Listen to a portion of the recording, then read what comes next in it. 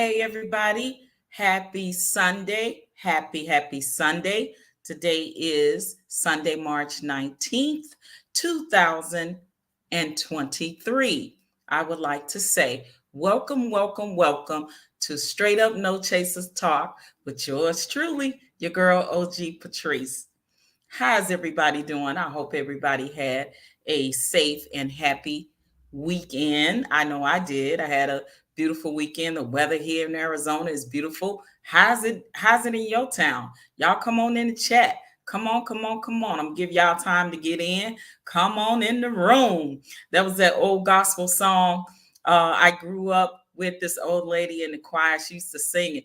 Come on in the room. So y'all come on in the room. And on your way in, hit that like, hit that subscribe, hit that notification bell that says all, and share this if you like, ladies and gentlemen.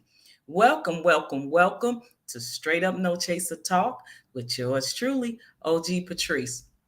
And the platform is called Knowledge and Relationships. Now, I'm going to do some house cleaning before I read the bio and introduction of these wonderful interviewee that I will be interviewing today on my show. I'm very excited about it.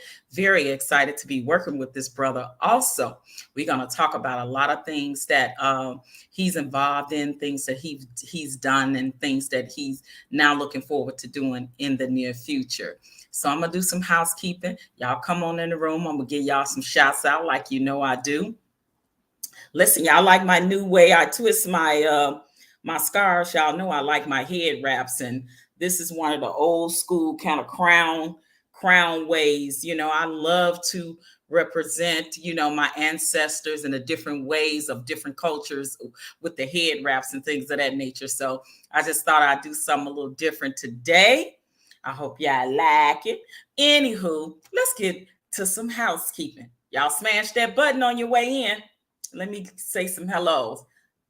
The man Williams, how you doing? What's good? Thank you. I appreciate you stopping in. Salute. I got to salute to my platform content creators and my team that's in the background holding it down for me, Knowledge and Relationships. That's Mr. 84 and M3. They always holding it down in the background for me. I really appreciate them. That's my fam. And Sister Annie, how are you, beautiful? How you doing this beautiful Sunday? I'm wonderful. Thank you so very much. The Sophisticated Jerk. Oh, I've never seen that name before, but welcome, Sophisticated Jerk. How are you? Welcome to Straight Up No Chaser Talk with OG Patrice on Knowledge and Relationships. Again, guys, if you guys have not subscribed, please subscribe to this awesome channel. I love this channel. I rock with this channel. They my family over here. I feel at home because they embrace me and allow me to do my show on their platform. So I'm very appreciative of that. But Knowledge and Relationships have a plethora of different topics. Yes, I say plethora of different topics that they talk about, from relationship to pop culture to sports to entertainment, and so many different variety of things that they talk about on their platform. And that's why I like it, because they give a variety. I like a variety. There's a saying that variety is the spice of life. So it's never a dull moment over here. Y'all subscribe to the channel and check out a lot of their other content. They got other content creators on here that rocks with them on this platform. We got Big Rig, Slaps, and Big Easy. They have their YouTube show on here. Then they have some ladies, I believe, that's on here. And forgive me, I don't know the name of their show, but they have several people that come on to their platform, and and the host Knowledge and Relationships, they are so gracious to let people rock with them. And it's a team of us and family, and we all give you a different variety of things on our show. So without ado, ladies, I am going to read the the bio and just give some bullet points of my wonderful guest that's I'm going to introduce you to in any moment, and you get to know him.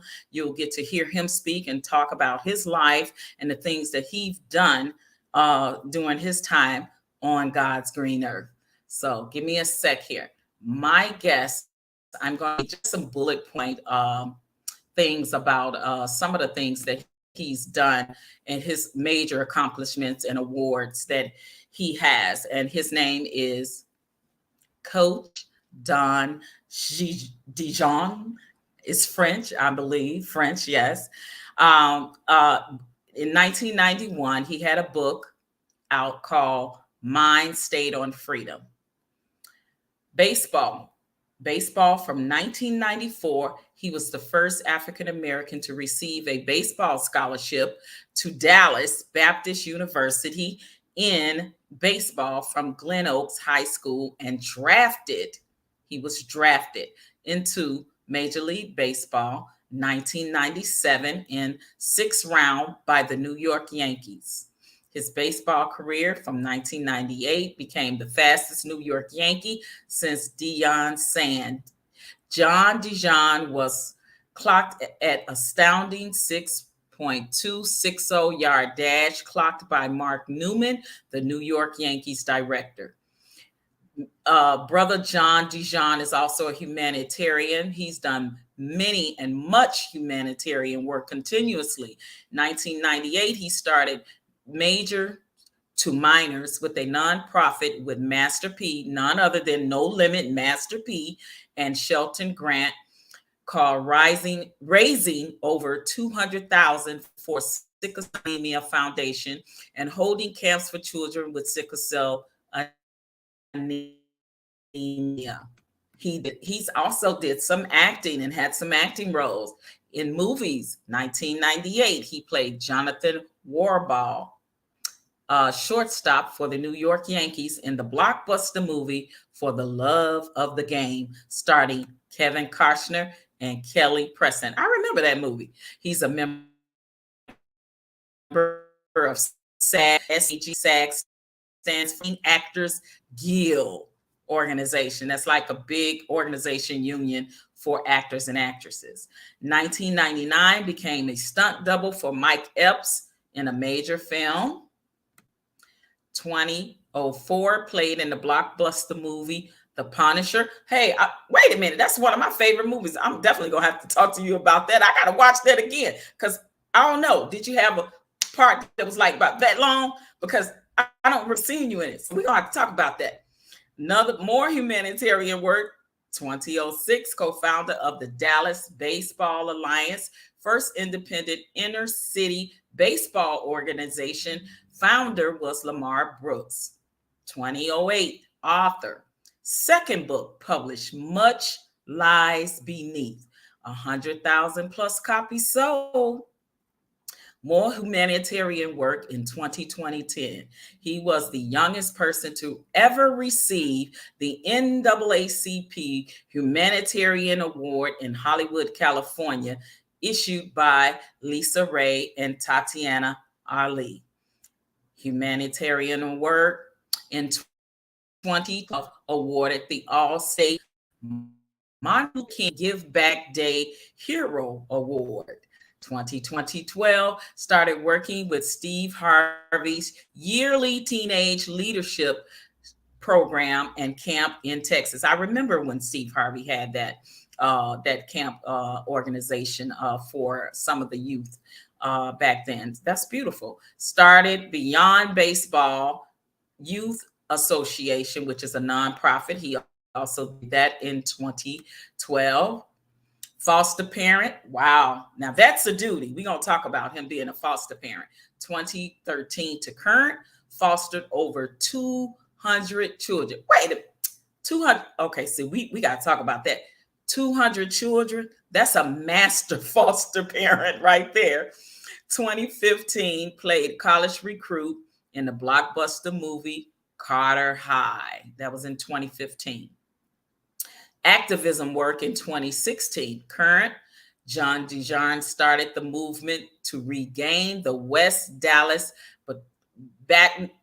Baton Center and has won numerous battles to keep the gentrification and the sale of a historic community center that sits in the heart of Dallas. 2020,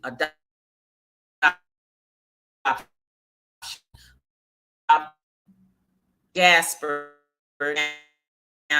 a design, name or a he can help correct that. John quotes third best day of my life. My other two children are 1 and 2. Author 2020, third book, Prime Time for the Truth, based on a true story. Woo! I love that because we're going to talk about that, what that prime time for the truth is all about. Director, producer in 2020 for Prime for the Truth. Ladies and gentlemen, that is a long, long body of things of that nature. And I am so excited to introduce and bring up my very special guest. Without further ado, before I do that, I'm gonna give some more shout outs. My brother's in the building. Let's talk the better black life. That's my brother, bro Clarence, who has a YouTube channel. What to say? You had a all day yesterday. Tell me you were on today. I'm gonna get you. Oh, don't get me, bro. Don't get through. No mad face. It's all love. It's all love. And hey, so hi, how are you? I don't know you, but welcome, welcome, welcome, welcome. Perhaps you may be a friend or family member of Coach John. Welcome aboard. Von Eric, blessings to you, sir. Salute, salute, salute. Thank you and welcome, welcome to my chat. So, guys, without further ado, I'm not gonna keep my special guest hanging any longer, any further, because I did have some computer issues earlier coming on. Please pardon my tardiness. My computer decided it wanted to update and would not let me log on until it updated. So that's why I'm a little late. So please pardon my tardiness. But ladies and gentlemen, without further ado, Coach John Darjean. Woo!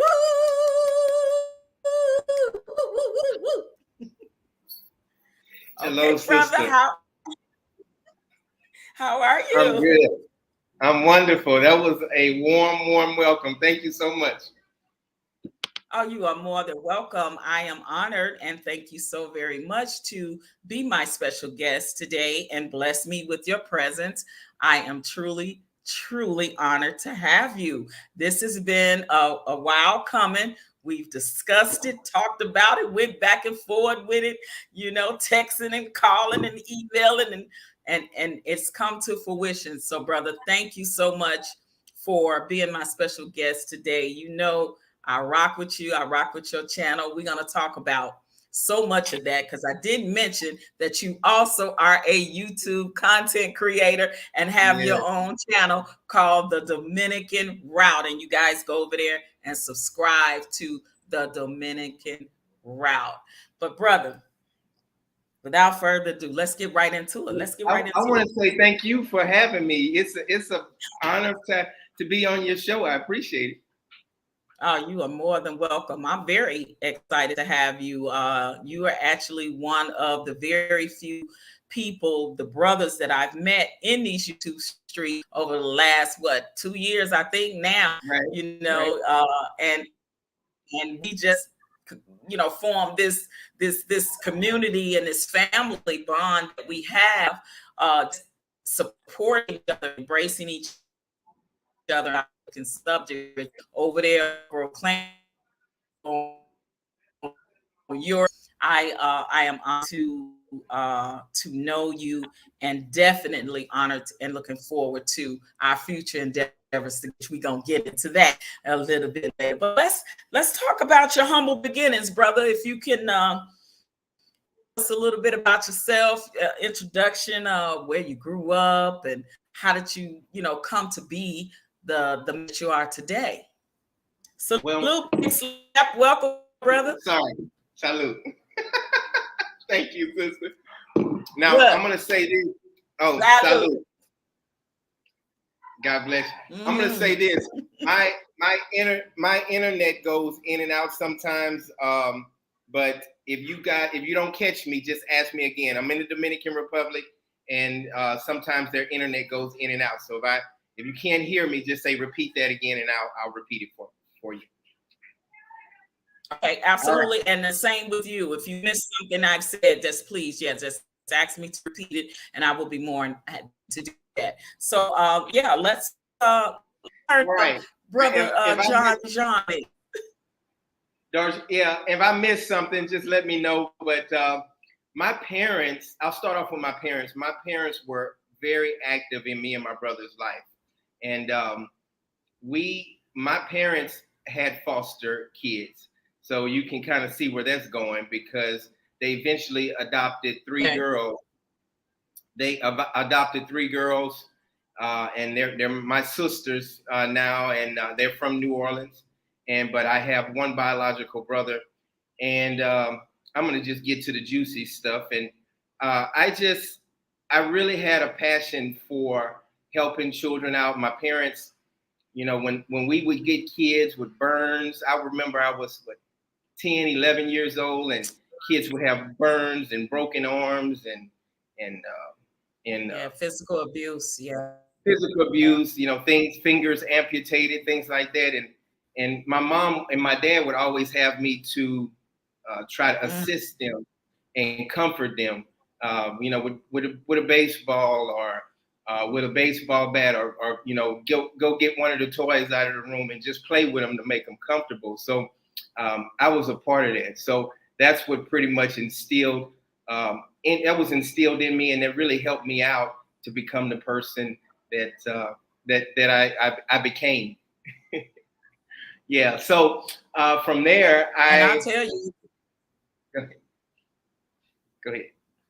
it takes special kind of people to be foster parents. To be a parent and a role model, and mentor and raise a child that is not biologically your own. So just let me say for that, because it takes a lot of gut and patience and all to do that. So yeah, salute to you Right. for that. Right, and my thank you so much. My dad was the easygoing person. He was quiet. My mom was from Mississippi. You could hear her from a mile away. She was about your complexion, your beautiful complexion, and Okay. she had, yeah. So she was kind of like the rough one in the house, and my dad would just be the calm one. But it really balanced out, and I see myself. I have a little bit of both of them in me. My dad is French Creole. That's where you get the last name from, Darjean, and my mom is from Mississippi. So um, I just then Let from me make sure I'm pronouncing it right. Your last name is Darjean. Darjean. Darjean, you got it. That's right. That's right. That's it. Darjean. Okay. It's like, yeah, Very, it's like, very French. Oui, oui, oui, oui, oui. and I don't know any French. My dad knows French, but I don't know any French. So anyway, my parents stayed in my life. I mean, every time I looked, you hear those stories where you hear about the parents that never show up to the baseball games and never show up to the different. Right. But my parents were there 99% of the time. They were there, and I just remember my dad. My dad worked at a company called Dow Chemical. I don't know if you ever heard of Dow Chemical, but Oh yeah, I'm very familiar with Dow Chemical. Yes. I remember him getting off of work at like 5 o'clock, and he would come and grab me, and me and my brother, and we would go outside in the backyard, and we would play baseball until it got dark. So Right. that's what type of parents I had. And my mom, she would go out there, and my mom was really tough on me. She would. My dad would say, "Hey, take your time, catch the ball, watch the." My mom would say, "Just catch the damn ball, catch the damn ball." I can I can I can go out, I can go inside, and cook. I can go and be doing some other stuff, watching some TV, watching Young and the Restless. If you're gonna miss the damn ball all the time. So that's the type of mom I had.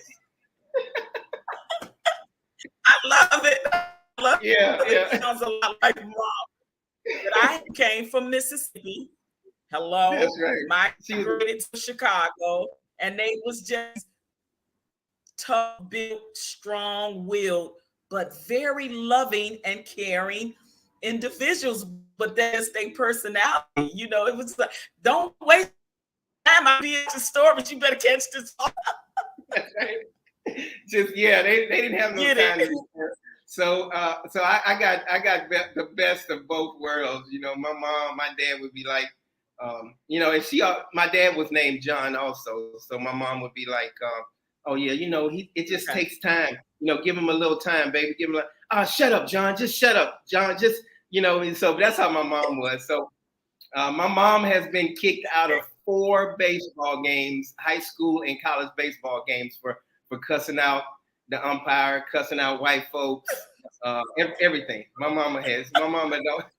She don't play. She don't play. She sound like a fireball. Yeah, she Oh, she sound a is. fire. I would have actually thought it would have been the opposite, because they say most people from Louisiana is usually got that little, that little firecracker in them. But your mom, though, she comes from the Mississippi country girls, honey. They got some grit and fire in them.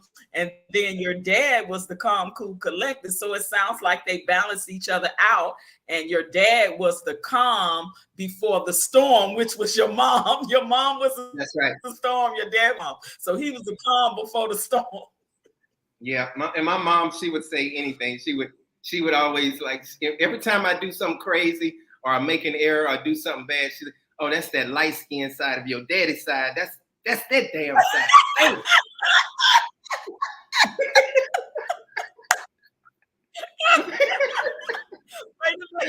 It's so funny you said that. It's so funny you said that, because we jokingly, and let me say this jokingly, we Right. do that now, kind of in my family, like, because I have biracial grandkids, and their Gotcha. mother, who is Caucasian, when they do stuff a little bit on the kind of corny white side, my son and my brothers, them, they be, yeah, that's the white side, and this and then the opposite. Yeah, so I get it. I totally get it, and I'll tell you it's this, just fun. and this is deep right here, since because I know you talk about relationship, and I'm kind of jumping off course a little bit. Since we're talking about my mom, you're gonna really love this. I've never told anybody this story. My mom, I was in high school. She said, "You're gonna get drafted. You're gonna go to college. If you," and because my passion, my dream was to marry a white woman. That was my dream when I was in high school and in middle school. Wow. And Wow. she said, You gotta elaborate on I will. your dream. You elaborate on that. And now I just love black women. So, but anyway, my mom said, she said, if you can't get a white woman before you get drafted, and date a white woman before you get drafted, we're gonna make a bet that you can't ever be with a white woman. And I shook on it, and I lost the bet. I had when I was in college, I went to an all-white college, and predominantly white, and I tried my best to date white girls, beautiful white girls, just regular white girls, and I couldn't get one of them to go out on a date. And I'm a halfway decent looking man, and I just never could get a white woman and date her or anything like that. But as soon as I got drafted, I had white women coming out of the woodworks. Well, back in that time, even they have liked you, it was a new back then, that for them to be today and be so open with it, right? So, but I want to know, I gotta ask the $64,000 question. Why was it your dream or your wish? What was your mindset like that made you want to say that's your dream to date a white woman knowing that you came from a black mother? I think I would always see number one. I stayed at a lot of white people's house playing baseball. I was the only black on the baseball team. Um, I would see the white women on TV on the show Dallas. I would see them on Young and the Restless, All My Children. I would see Vanna White. And every time I would see my mom, I would see my mom in rollers. She would have hair rollers and in her Like head. And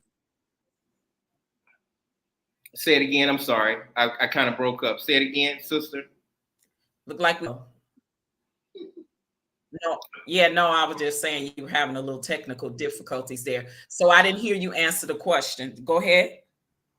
So I would always see my mom with rollers in her hair, and I would always see my cousins from Mississippi with, they wasn't dressed like I would see Vanna White on TV. I would see Young and the Restless. I would watch Dallas, and I would see all these beautiful white women all dressed up, nice dresses, and watching Dukes of Hazzard and all of that stuff, and watching these beautiful white girls.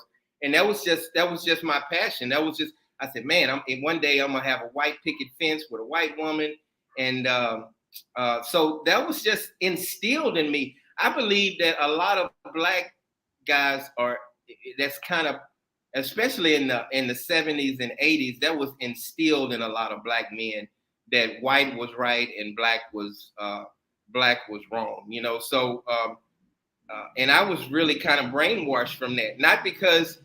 And then, right. I don't know if you heard the first part, but playing baseball, I would stay at these white folks' house all the time, and I would play baseball, and I would stay the night, and I would see these beautiful girls, these white girls, and just, man, I would love to date your sister, and this and that, and I guess I was just brought up. That's the way I was just intertwined. So that's the best way I that mind. Okay, so that way of thinking of when you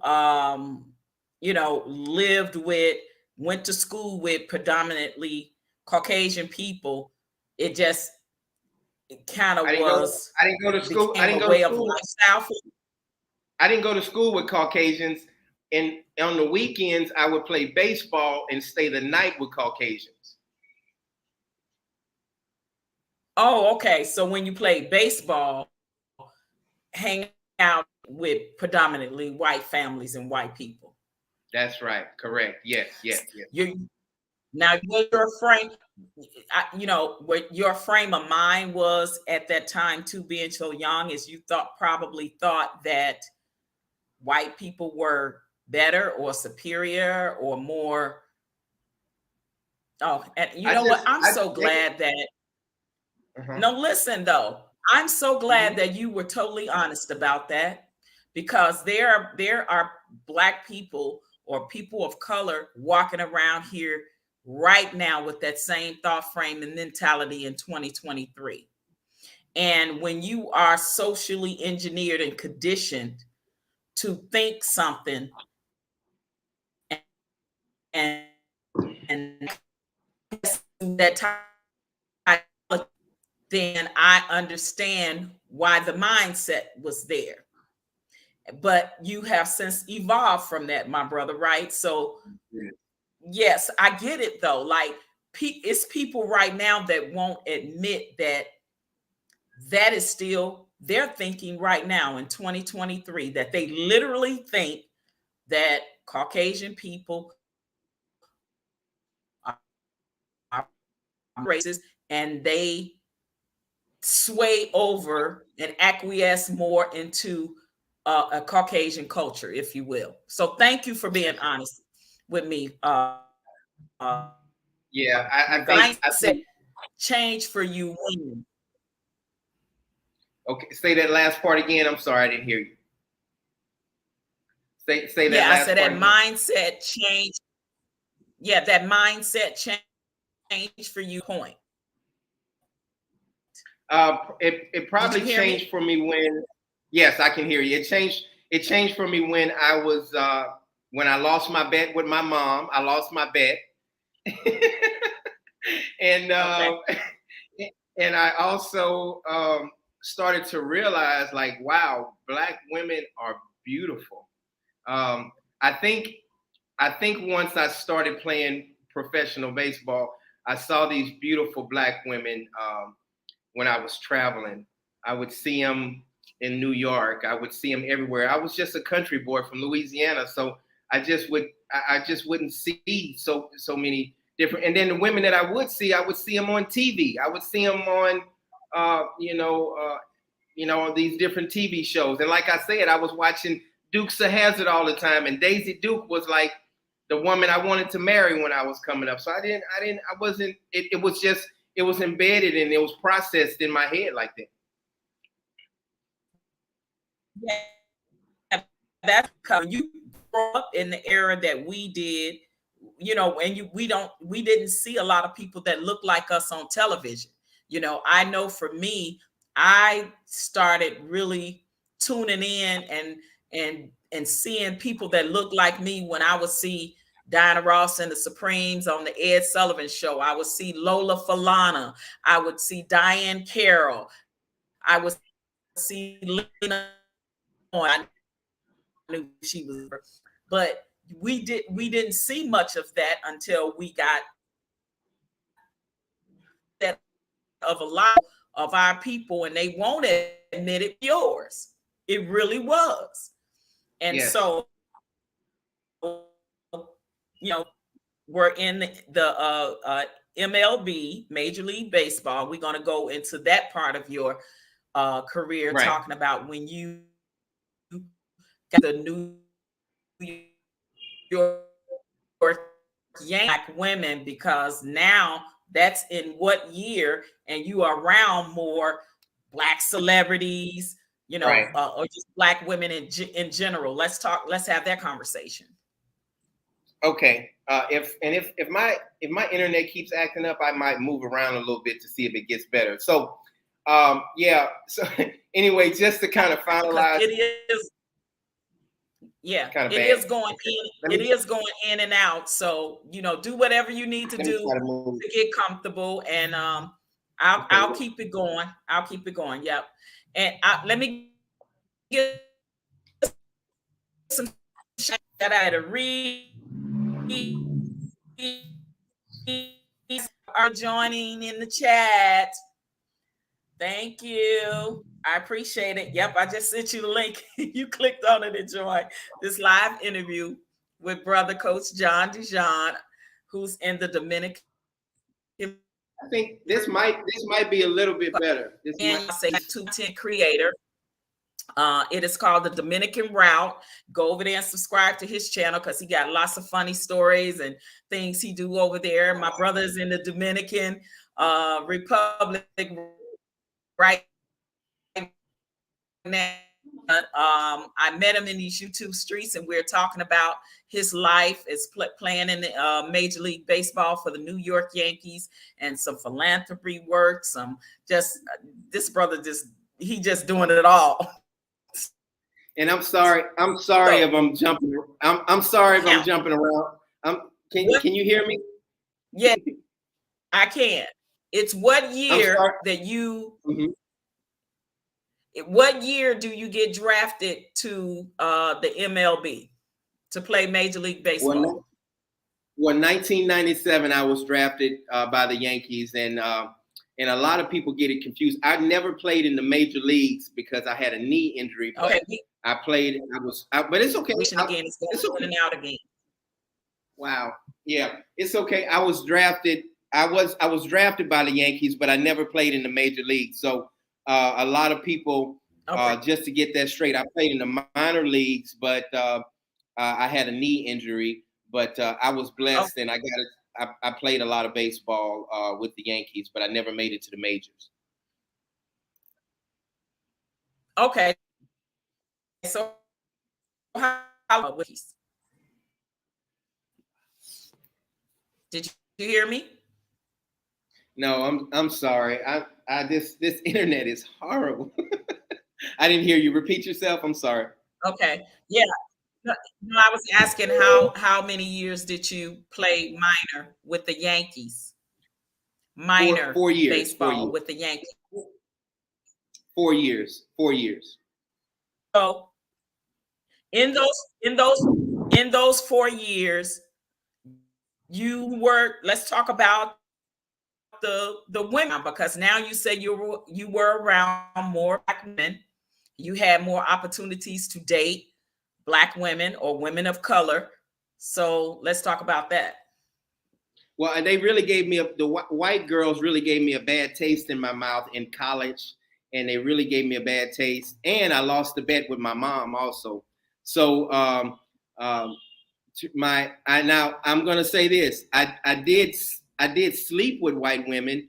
My mom came to Florida one day, and the white girl was walking out of my of my room, and she said, I thought I told you you can't be with no white woman. No, I said, Mama, you told me I can't marry no white woman. You didn't say I couldn't sleep with no white woman.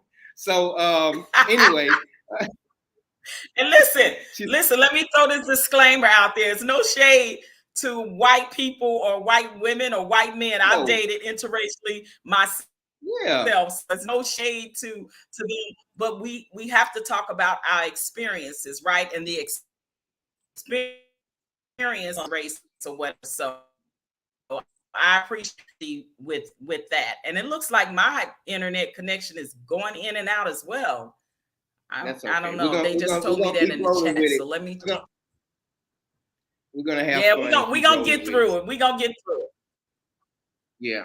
So Okay. so So from there, now I you know mhm. you're So now I am go ahead. actually I'm playing baseball, and I'm actually starting to play in movies.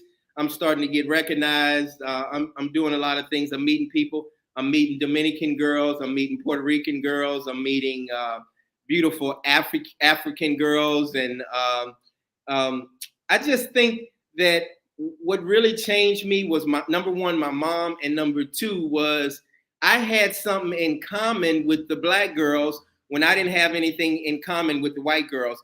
I had a lot in common with black girls, and I noticed like, man, I'm really having a better time with the black girls, the African American girls, because we have so much. Because they act like my mom. They're funny. They're doing all. They're not.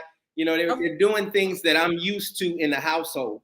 So that really kind of pushed me toward like, hey, I really like being with beautiful black women, and that kind of changed me probably once I got to the pros, and once when I was exiting college.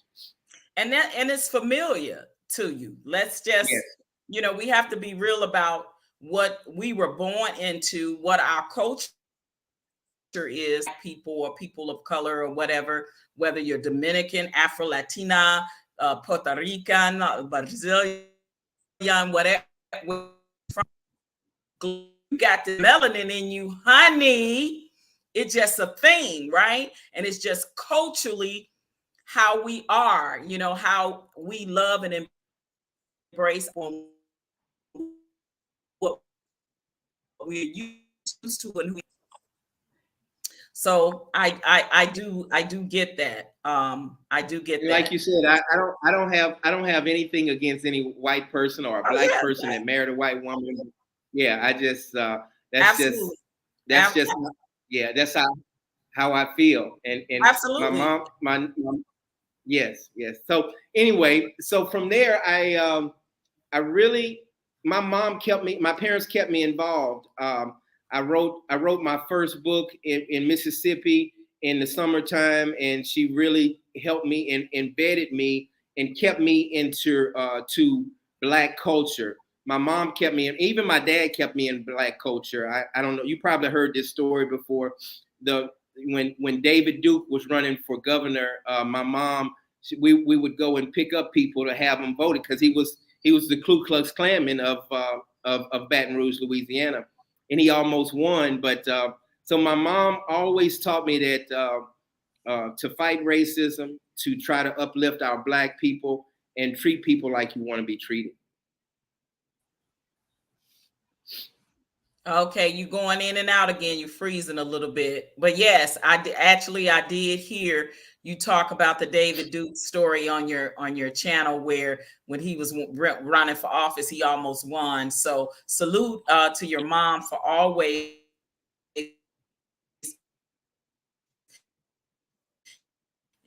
against racism and for equal rights, equality, diversion, and things of that nature.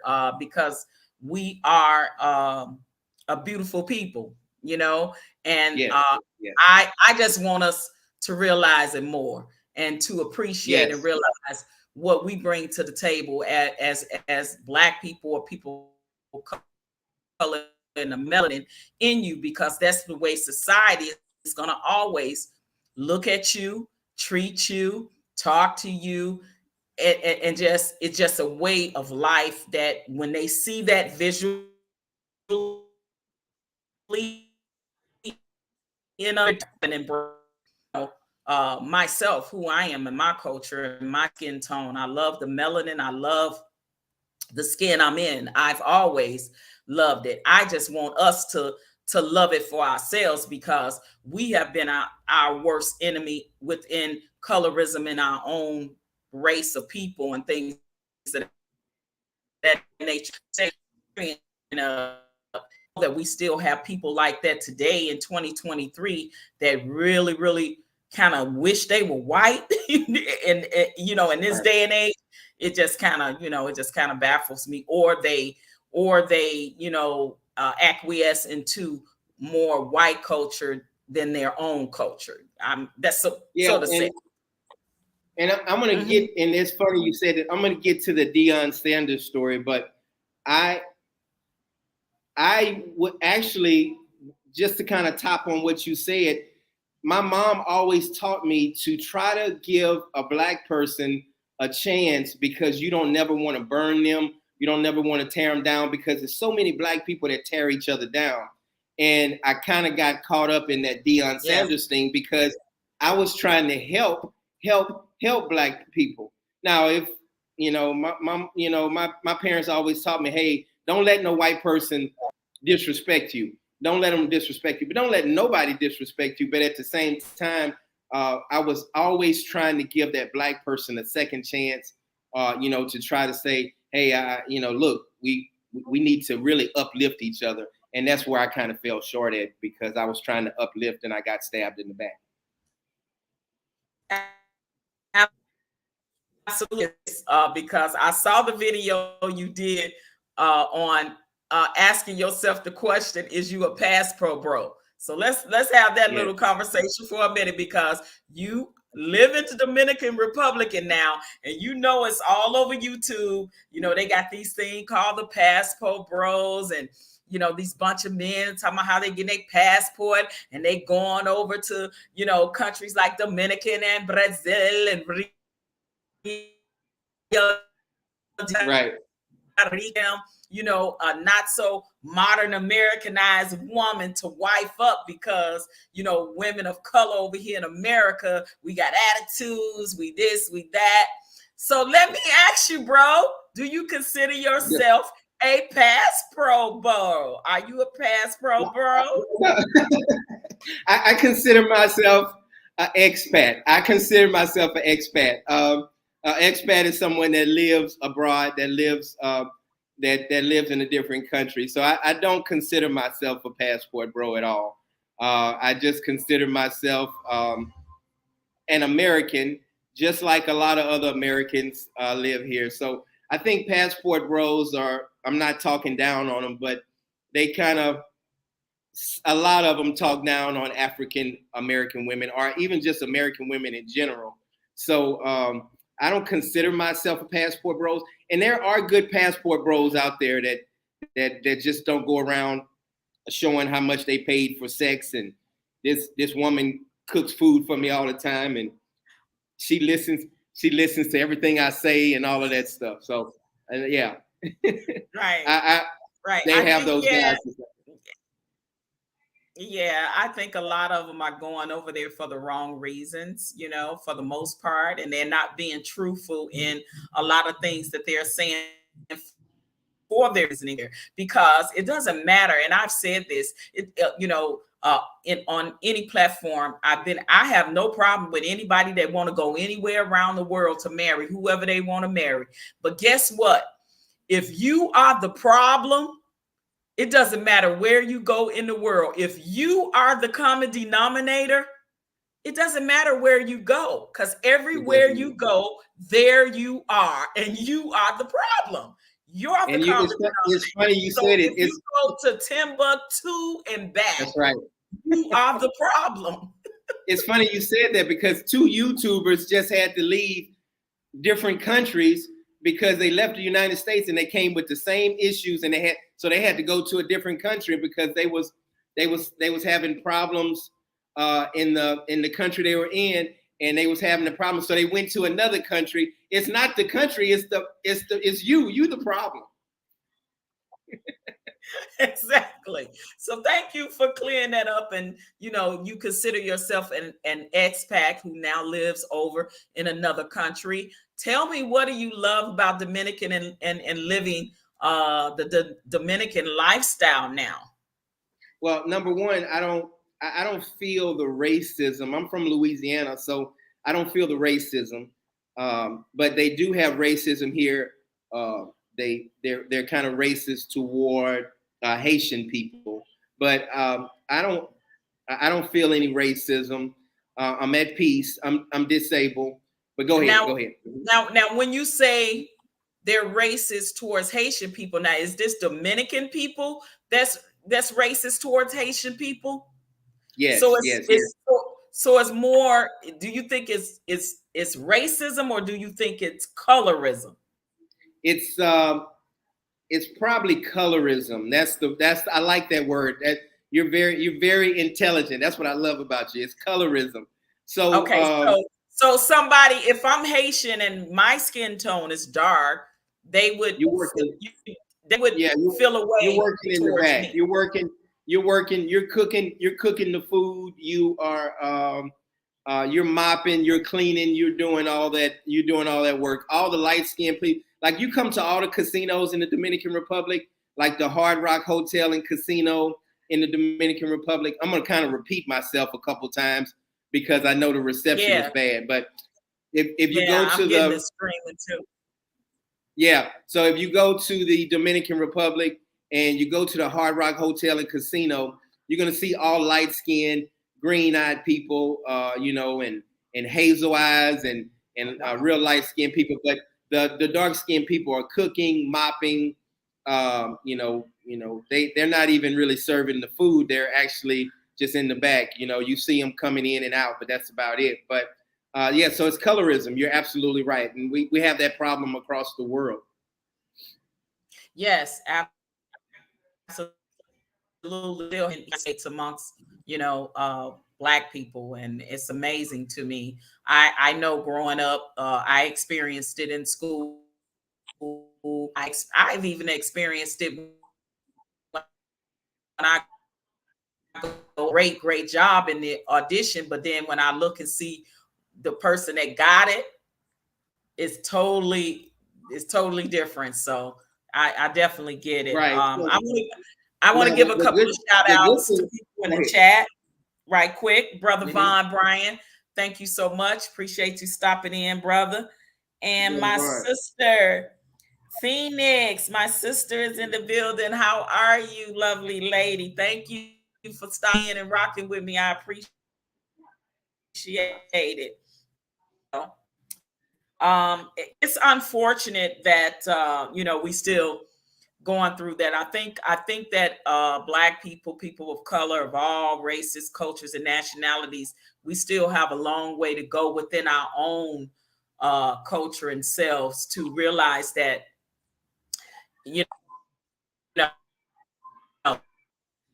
if a woman, a dark skin, even a dark skinned Mexican or Puerto Rican woman, if they see that melanin in our skin, they treating us all the same in certain places in the United States, like we're black people, period. We just Right. have That's to right. realize that far, we tend to separate ourselves in that way. And I get it culturally, because there is differences culturally around the parts of the world where you were born and raised. Like Dominican have a culture, African Latinos have a culture, Haitians have a culture. I get that culturally, yes, but skin tonally, we're the same. We're the same, That's right. and we all need to get that. I think that is the main No, thing. you're But you're you're absolutely right. But now the good you're absolutely right. But the good thing about the Dominican Republic is, well, number one, another thing is white people don't have they can't be racist in the Dominican Republic because they're white and it's not a lot of whites here.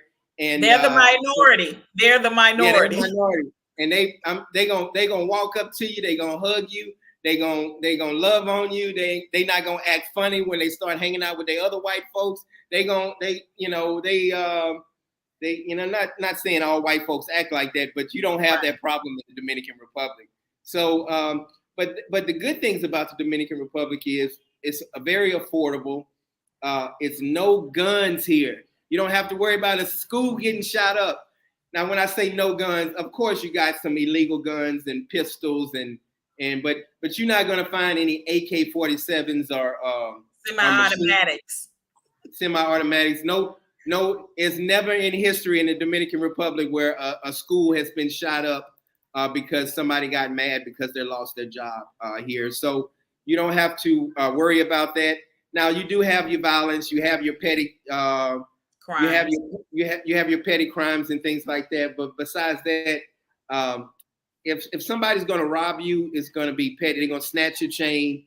They're gonna take your wallet. They might try to take your cell phone or something like that. But I've been here for 3 years and I have not had any problems. And we really have to be careful when we talk about these countries like Africa and that's the continent Africa. But people talk so bad about these other countries, and these countries are really not that bad. Now, the country I would not go to is Haiti. Haiti is very, very bad. Yeah. But the other countries, people talk down on these black countries, and they're not bad at all. And the Dominican Yeah. Republic is not a bad country. And honestly, we have to be honest even about Haiti, right? Haiti is poor because of what was done to them and the That's money right. that they had to pay back to France, to the French. They actually won because they won the war because they didn't want to be enslaved. So salute and shout out to them because they fought for their freedom. But then in turn, the French made them turn around and tax them so high, and they paid billions of dollars over the years to stay free. So then Haiti, who was used to be one of the richest countries in the world, is now one of the poorest. And anytime you have consistency of poverty, you're going to have crime, right? You're going to be high in crime. And that's in anywhere in the world. Dominican, come to the United States and go to Chicago on certain and it's certain areas of wherever you live around the world where there is impoverished and poor urban cities, even white cities. You have high crime areas. Poverty breeds crime, and that is just a fact. Salute to the Intellectual Soapbox. Thank you, my brother, for stopping in and rocking with us. Yeah, so now let's get into it because we're going to walk down this lane now. I'm enjoying it. I'm having a good time. I'm enjoying it. Thank you. I am enjoying you as well. So we're going to walk down, the lane of how the lawsuit became about. You became a coach, right? That's correct. And you were coach. I was a security officer / varsity baseball coach because in high school you can't just be a security officer a coach. You have to be a teacher or some type of security officer. So I got my security license, and then I started working at a school called Focus Learning Academy. And long story short, Deion Sanders' school closed down, and he merged with our school, and it was probably about 2 miles away. So Deion's school closed down, and then his kids came over, and the school went from pretty good. We had a decent school. It was a inner city school, and it was a charter school, but it went from being a pretty good school to just going to shit when Deion Sanders came and his whole group. So it was probably about 60 or 70 kids that came, and Shiloh Sanders, the kid that his son that assaulted me, Now hold on one he. second. Hold on one Mhm, second. So this was in Dallas, Texas, right? Where that's right. Deion had his school. His school closed down and then it integrated with the school you were already coaching at. Is that That is correct? correct. That's correct. Okay. Yeah. So Deion, and I'm glad you slowed me down, but Deion became a part of the school. He was the athletic director for the school. So I'm the varsity baseball coach. So Deion is over basketball, he's over football, and he's over baseball. And I had Okay. already been the varsity baseball coach, so I had to report to Deion. But uh, the his one son, Shador, is an awesome kid. That's the quarterback. Real humble. Yes, sir. No, sir. Thank you so much. But Shiloh was more like Deion, just arrogant. Go ahead. Mm-hmm. Now, Sador and Shiloh, which one is the oldest? Uh, Shiloh is the oldest. Shador is the youngest, Okay, and they both were attending this school. and the sister also. But I never really met the sister. But the sister, I think, yeah, she was the Okay. youngest. But yeah, Shador was the youngest, and he was a very good kid. Okay, I want to keep everybody on track so they could be, know what's going on. So these are Deion Sanders' children, and this is in Right. Dallas, Texas, at the school. And Shiloh is Deion Sanders' son, who Coach John Assaulted me. had to, yeah, Right. was assaulted by. And I want you guys to know he is talking about prime time himself, Deion Sanders. For those that may not know, but I do believe, Deion Sanders is pretty well known. So, but just in case for people that are in the chat or listening that do not know that we are talking about none other than NFL player Deion Primetime Sanders. Go ahead. Right. So I had known Deion Sanders when I played with the Yankees. I met Deion Sanders through Gary Sheffield. Me and Gary Sheffield are really good friends. So um, and I even ran some baseball camps for Deion Sanders before that. But he always had problems. They went through a big divorce. Him and Pilar had a big divorce, and I didn't know it was that nasty, but I kind of got in the middle of it, and I had no idea I was getting in the middle of it because Shiloh wanted to live with his mother, and uh, he was talking about how much he hated his dad. He was just really he didn't want to be at that school. So I got a call one day because my job is to when a child is acting up in class, my job is to go get that child out of class and take them to the principal's office. And so I got a call on the well, actually, I was walking out. I was going to lunch, and the principal said Shiloh is shooting dice in class in front of the teacher. So he started a crap game in front of the teacher. I was like, wow, okay. So she said, can you please, Coach John, go get him, and then you can go to lunch. I said, okay, no problem. Yeah, go ahead. Mm-hmm. So at this time, how old was Shiloh? He was 15 or 16 years old. He was Okay. supposed he was supposed to be in the 10th grade, but his dad held him back. He was in the 9th grade, but he was supposed to be in the 10th grade. Okay, and he was already a problematic teen student and getting in trouble and if I'm not mistaken, I used to watch their reality show for a little bit He when stayed in him and trouble. Pilar was together, and I Right. remember Shiloh getting in trouble a lot. So go ahead, continue with your story. Yeah, and he thought I guess they thought it was cute or whatever. But his dad, they were having problems even at his father's school. But so they had only been at that school called Focus Learning Academy, the school that everybody transferred to. They had probably been there for maybe 6 weeks, maybe 5 or 6 weeks. And so I got him out of the classroom, and the documentary is coming out soon. So I'm not going to go into detail. But are you still there? Can you hear me? I didn't know if I lost you or not. Yeah. So uh, he stopped me halfway. I pulled him out of the class, and I said, man, give me the dice. And he was like, I don't know what you're talking about. I just want to know who snitched on me. So halfway to the principal office, he said, hold up, you know, do you know who my dad is? And I said, I knew who his dad was, but I was playing dumb. I said, no, who is your dad? He said, my daddy run all this. My daddy run all this. And you might lose your job if you might want to think twice before you bring me to the principal office. And I was like, man, I said, I'm a grown man and I'm doing my job.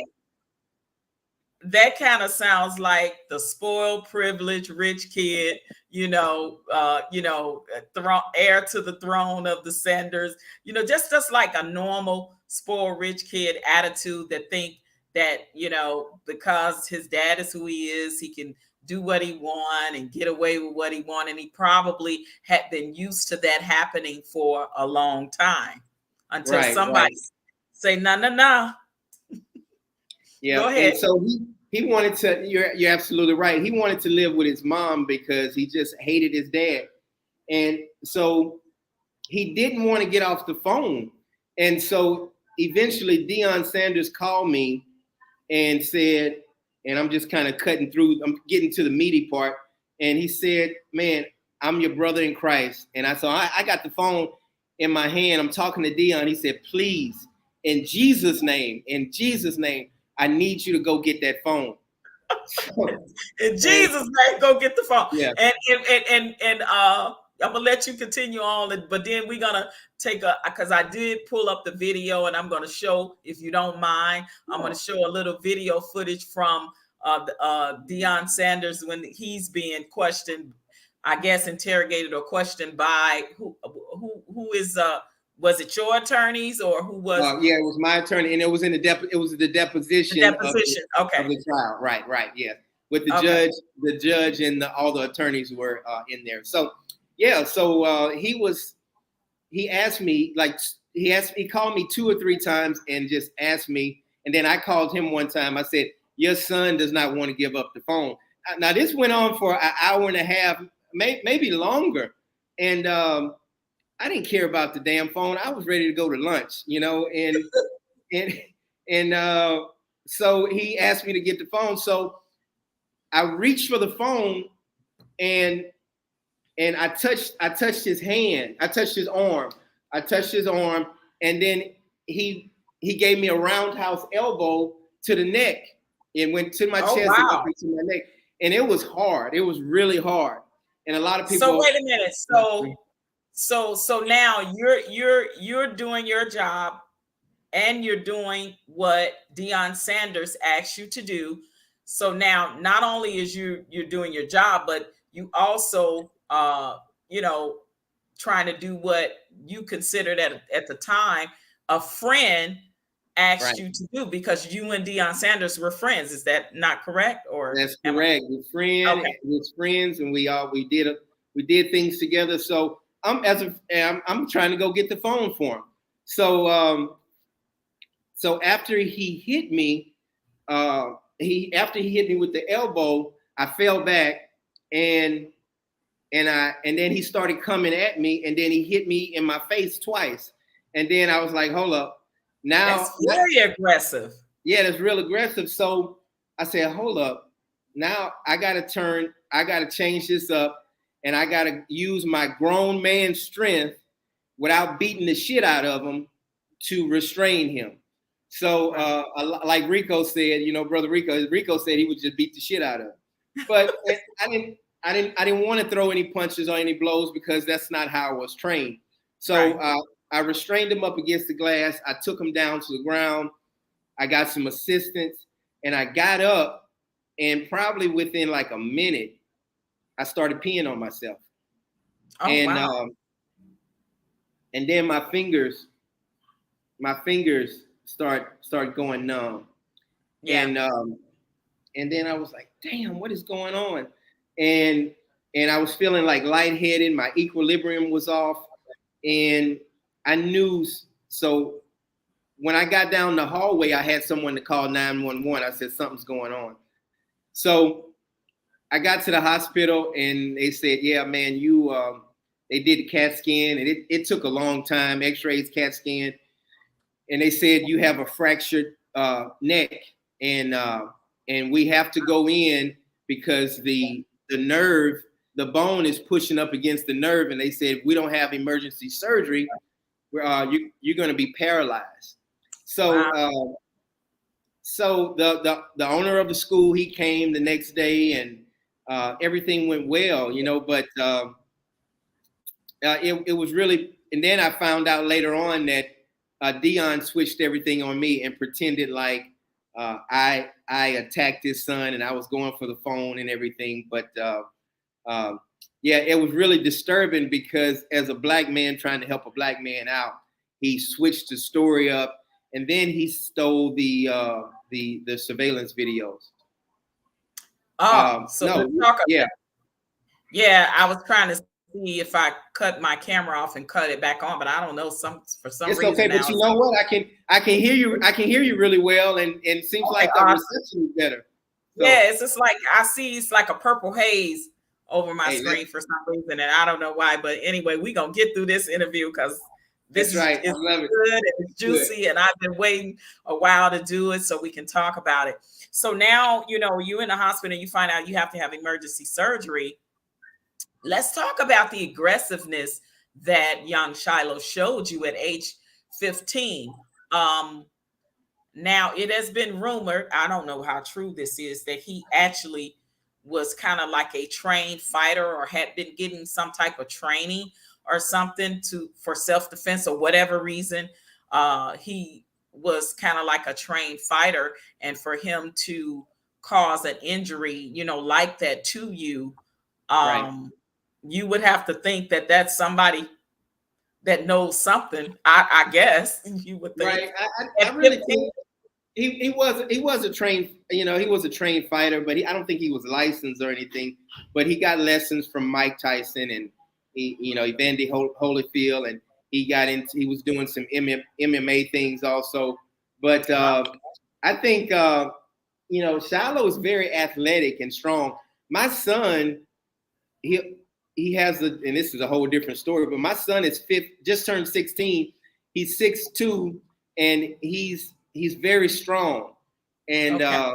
he hits a lot of home runs. And at 15, 16 years old, that's when you start to have grown man strength, and you start Absolutely. to, yeah. So a lot. I see some comments like, "Oh man, you telling me a 15, 16-year-old mess you up like that? Stop faking it. Stop faking it. You can't fake up. And You can't especially fake if up." they're athletic, and things of that nature. I mean, these young men are very, very strong. If they are very athletic, very muscular, if they lift weights, if they have height on them, if they arms have stretch on them, and if they get any kind of tidbits training or whatever from people like Holyfield and Mayweather or Right. whoever, Mike Tyson. Like, come on, if Mike Tyson taught me how to do a right hook, and I did it long enough, I become a pro in it. Then I know how to give a good right hook to somebody, Yeah, right? that's it. That's right. That's right. So So now I'm going to ask my team to pull up a little bit of the deposition go of ahead. Deion Sanders. Okay. Team, if you don't mind, pull up a little bit of the video deposition.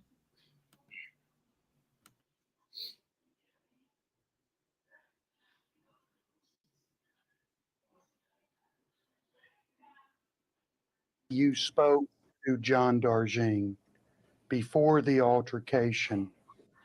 Do you recall him telling you that Shiloh was speaking to his mother on the telephone and Shiloh was in his office? I don't recall. Do you recall telling John Darjean on the telephone when you spoke to him on September 17th, 2015, that Pilar has no custody over Shiloh Sanders at all? She is not even allowed to talk to Shiloh. She is crazy. She is kind of cuckoo. She's recording everything that you're saying now. She is trying to set you up. I don't use the words crazy or cuckoo. Do you recall telling him anything like that? I remember telling him I have custody. Okay. Yes. Do you recall telling John Darjean on September 17, 2015, that Pilar Sanders is trying to set him up and trying to set the school up? I don't recall that. Do you recall telling John Darjean on September 17th, 2015, that Pilar Sanders is recording everything right now?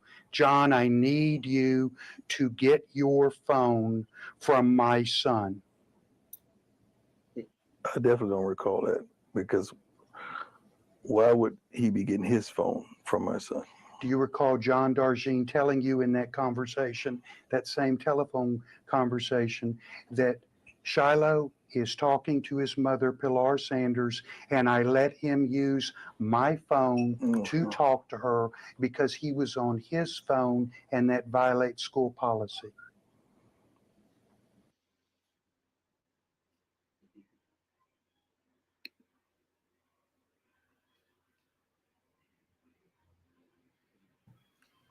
Okay, team. That's good for now. Well, I will say, um, prime time. What do you recall? I'm just Right. saying. You know, Right. I got mad love and respect for Deion. No shade, but what do you recall? Yeah, So that's kind of like he was lying pretty much the whole time. But the worst thing that he did was, and I know you might bring it up, but I'm going to bring it up first. He had someone to steal all the video surveillances. So you don't see the video surveillances because he's so bold that he said, even in the deposition, he said, I had somebody to steal the videos on the down. He had to get them on the down low. That's called stealing. He said, I got him on the down low. So we will never ever see the videos with his son attacking me. We will never see the videos with his son shooting dice in class.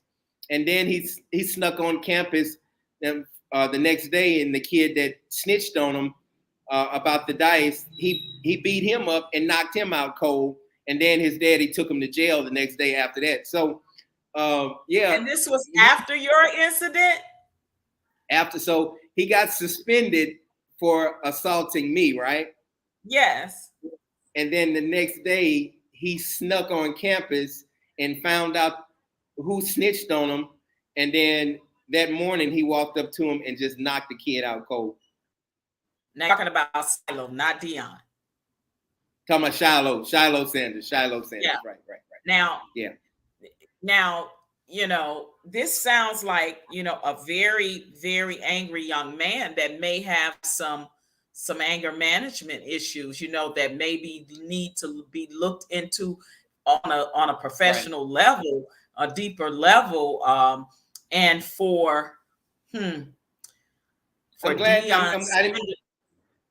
I didn't mean to cut you off, but I'm glad you said that, because we have so many African American children that goes through this type of turmoil.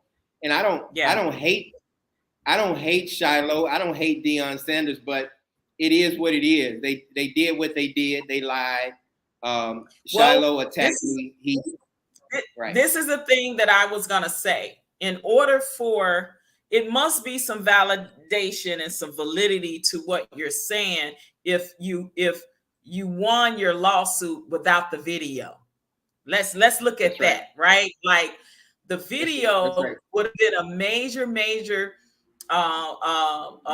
evidence in your case, but you actually won your case without the video.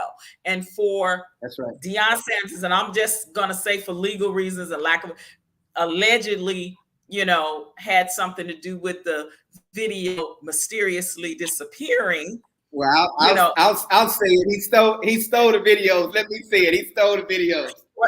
Better you than me, because it's your case. That's right. I ain't mad. They tried to countersue me, but they lost. The judge threw that out. So they tried to it didn't fly. The judge saw right through it. So yeah, it's better to be safe than sorry, because I can say certain things that you can't say. That's right. Right. So with that being said, and the lawsuit, is it finalized now? Is everything 100% over? And can they come back and maybe appeal, or like, what's your situation with the law now? Well, I won my lawsuit, so now I'm in the process of collecting the money. So it's Okay. the judge. I asked for almost 40 million, and the judge awarded me almost 12 million. So I have not received it yet, and I just got a collections lawyer, and hopefully pretty soon I'll receive the money, or we can come to some type of agreement. I have major nerve damage. I would swap that $11.9 million out for a new neck, major nerve damage, Well, spinal damage. let's get into that. Let's get Mhm. into that. Let's get into that. Let me give a couple more shout outs for people that's came in the chat. Blackhearted with New Growth Old Soul. Salute to you, brother. Thank you for coming through, young man. M. Mills, K. Marion. Thank you guys for coming in the chat and rocking with me on this interview. I really appreciate you guys. Thank you so much. Let's get into talking about the your injuries and what you have to endure for the rest of your life, because you are now considered disabled. I am disabled, right? You're So I, disabled. mhm. I've Go had ahead. I've had 4 major surgeries.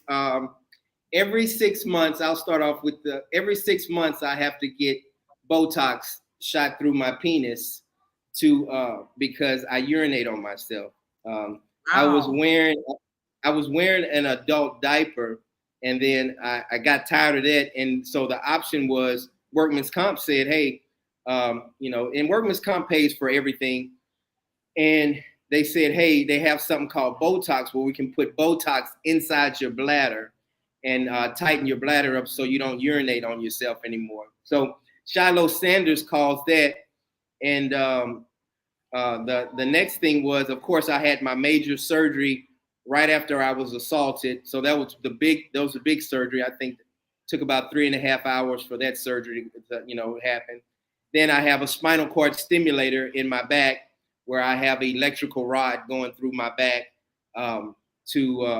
actually I had it removed, but I did have it, but it was causing major spasms. So I just had that removed.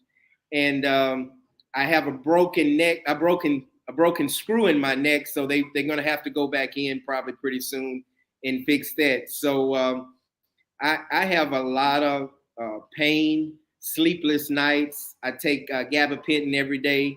I take oxycodone when I have to, and I also take something called Flexeril for my nervous system. So I go through a lot of. I've probably been to the emergency room about 200 times because I have these major spasms sometimes where my back locks up, and that's the biggest issue that I have. But like my left side of my body is numb.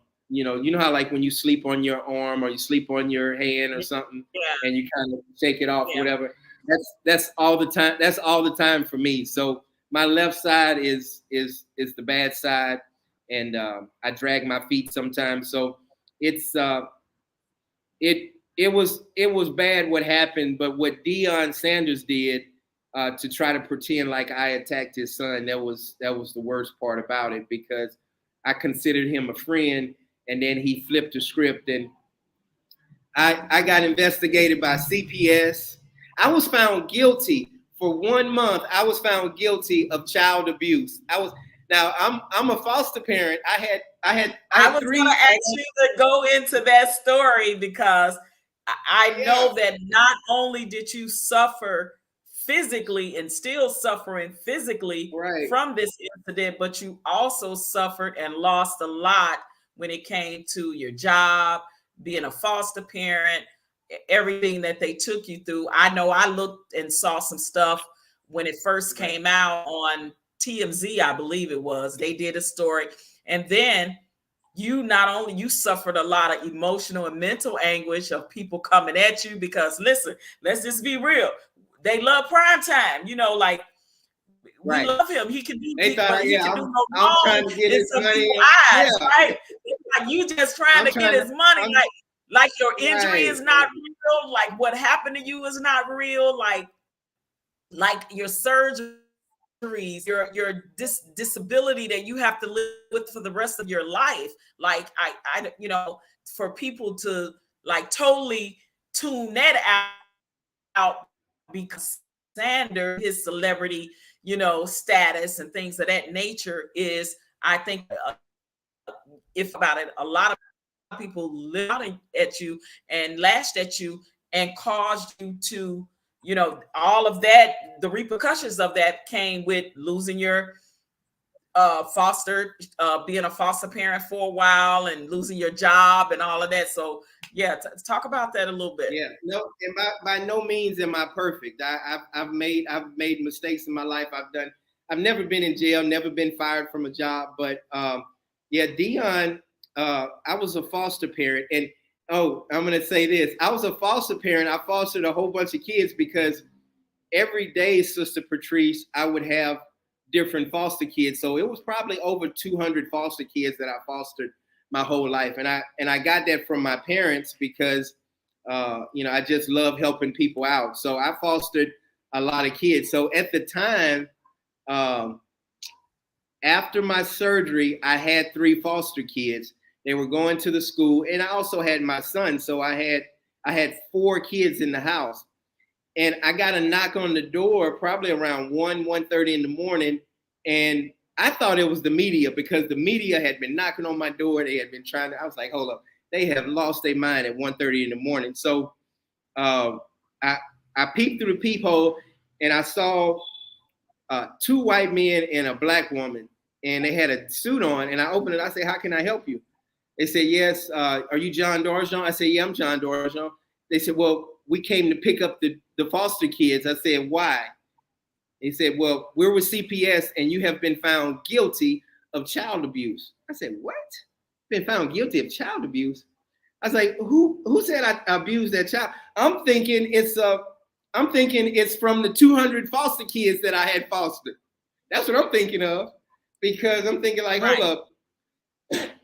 I've never had a complaint from CPS or anything, but I'm thinking like, hold up, who said that I'm like, is one of these knuckleheads in here that said that I abused him? I'm thinking it's one of the kids that I had. So then they went on and told me, they said, you've been found guilty by Shallow Sanders of abusing Shallow Sanders. I was like, wait a minute. I got the paperwork right here. The school let me off. Workman's comp, they found me not guilty. The school found me not guilty. I was like, no. It's like, no, we just came to get the kids. We don't have nothing to do with that. So they said, call this number if you want to appeal it. So I called the number, and this was on Christmas Eve. So I had to get all their clothes up. We had to put them in garbage bags and suitcases, and then I had to put all their Christmas presents all under the tree, and we had to load them up in the SUV. And it was just, and the kids were crying, they were confused. And I had those 3 kids for probably about a month because I had registered them in school. So they had already been through something very, traumatic. And then when they was just so confused and they were crying, and then they drove off, whatever. But later on, I appealed it, and they called me. They was like, we got a question for you. They said that you abused Deion Sanders' son. I said, the police department investigated me, and they was like, well, why did Deion Sanders and Shiloh Sanders say that you assaulted? I said, I don't know. So they researched it, and then they reversed it, and then I was found not guilty. But for 1 month, I was considered as a child abuser, and I couldn't even go around children anymore.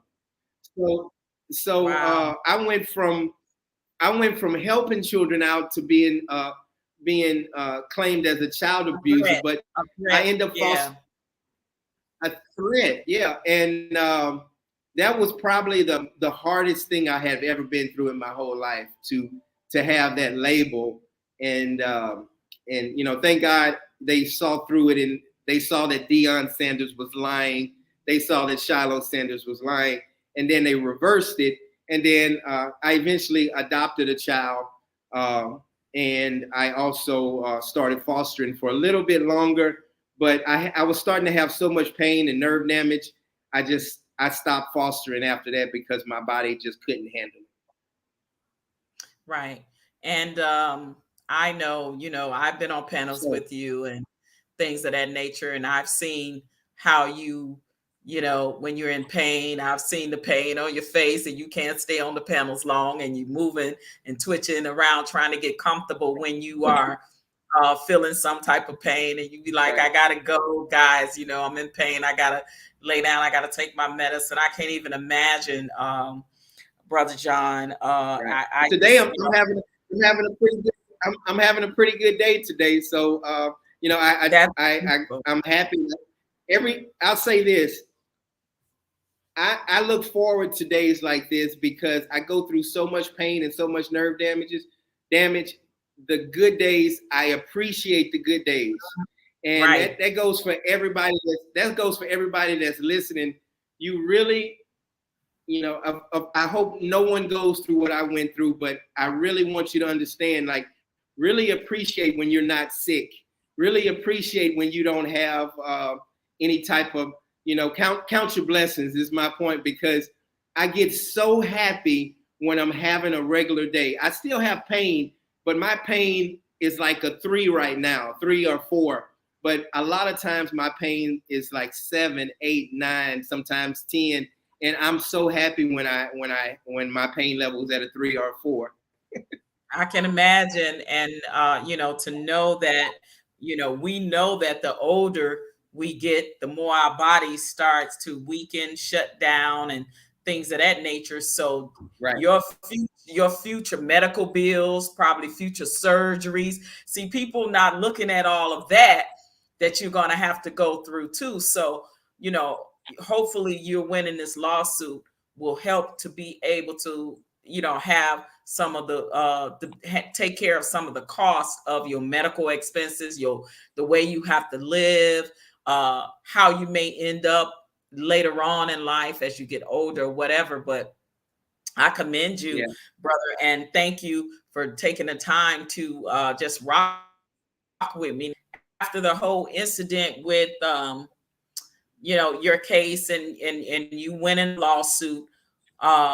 What is future? What does the future have to hold for you? Let me just give a couple of shout outs. Don GQ, thank you, brother. I appreciate you coming in the chat, rocking with me. Intellectual SoapBox, my brother, thank you. I appreciate you and M3 holding it down for me. What does the future hold for Brother John Darjean now that the lawsuit is over?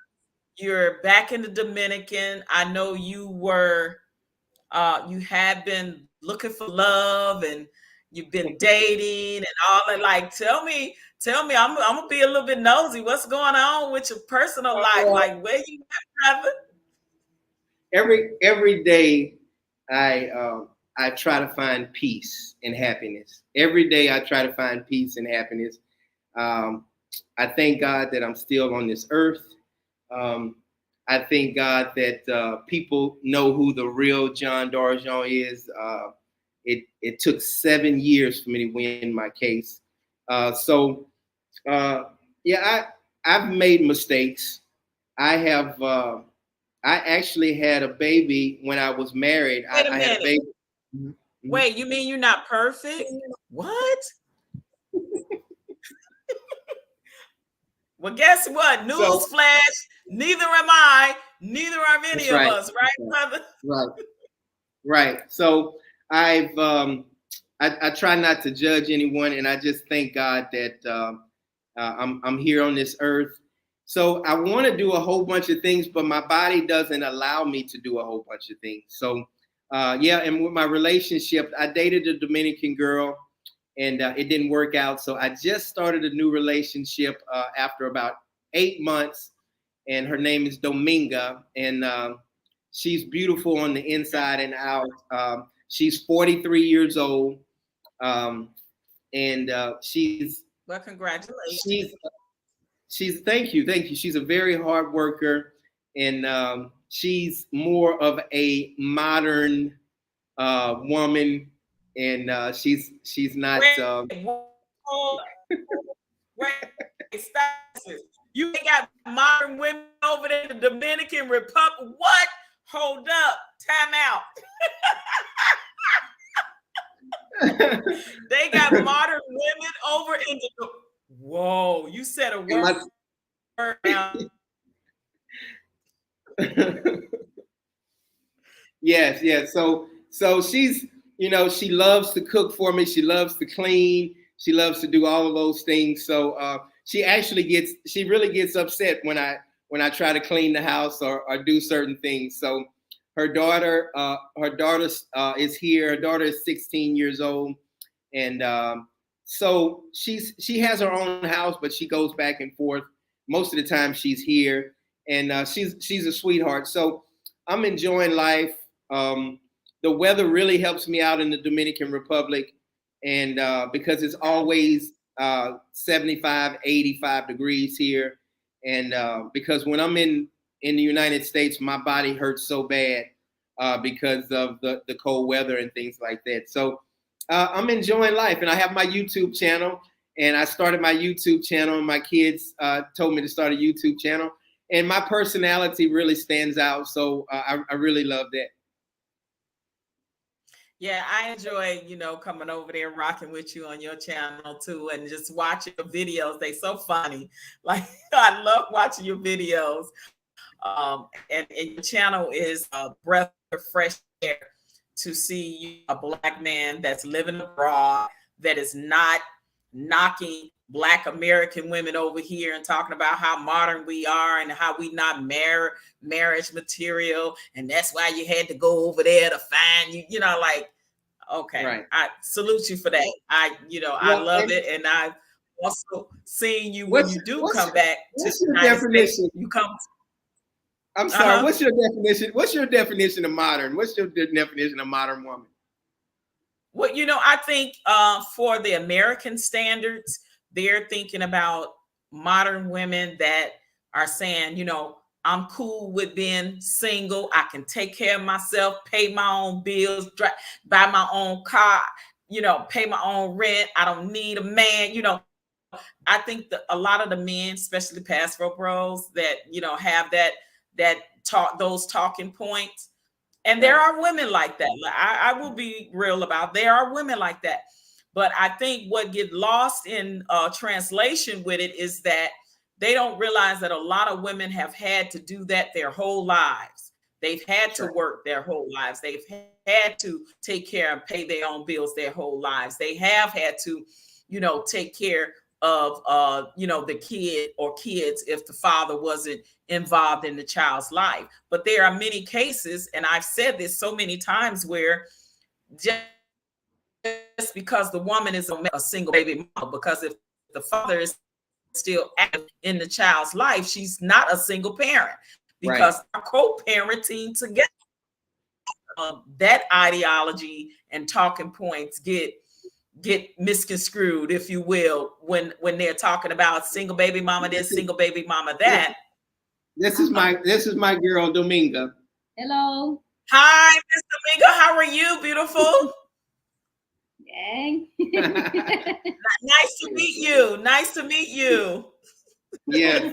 So she's a sweetheart, and I wouldn't say my girl is modern then. So if you put it that way, I don't think she's modern. I think she's right. I mean, she may be modern for the culture of where she is in the Dominican, because she's still a working class woman, right? But Americanized, she may not be, because she doesn't have the attitude of, I don't need a man type of thing, because obviously you right there, you're proof of that. But honestly, I don't think that is the thought process of a lot of women, just because they work and take care of home and pay the bills and drive their own car and take care of the kids.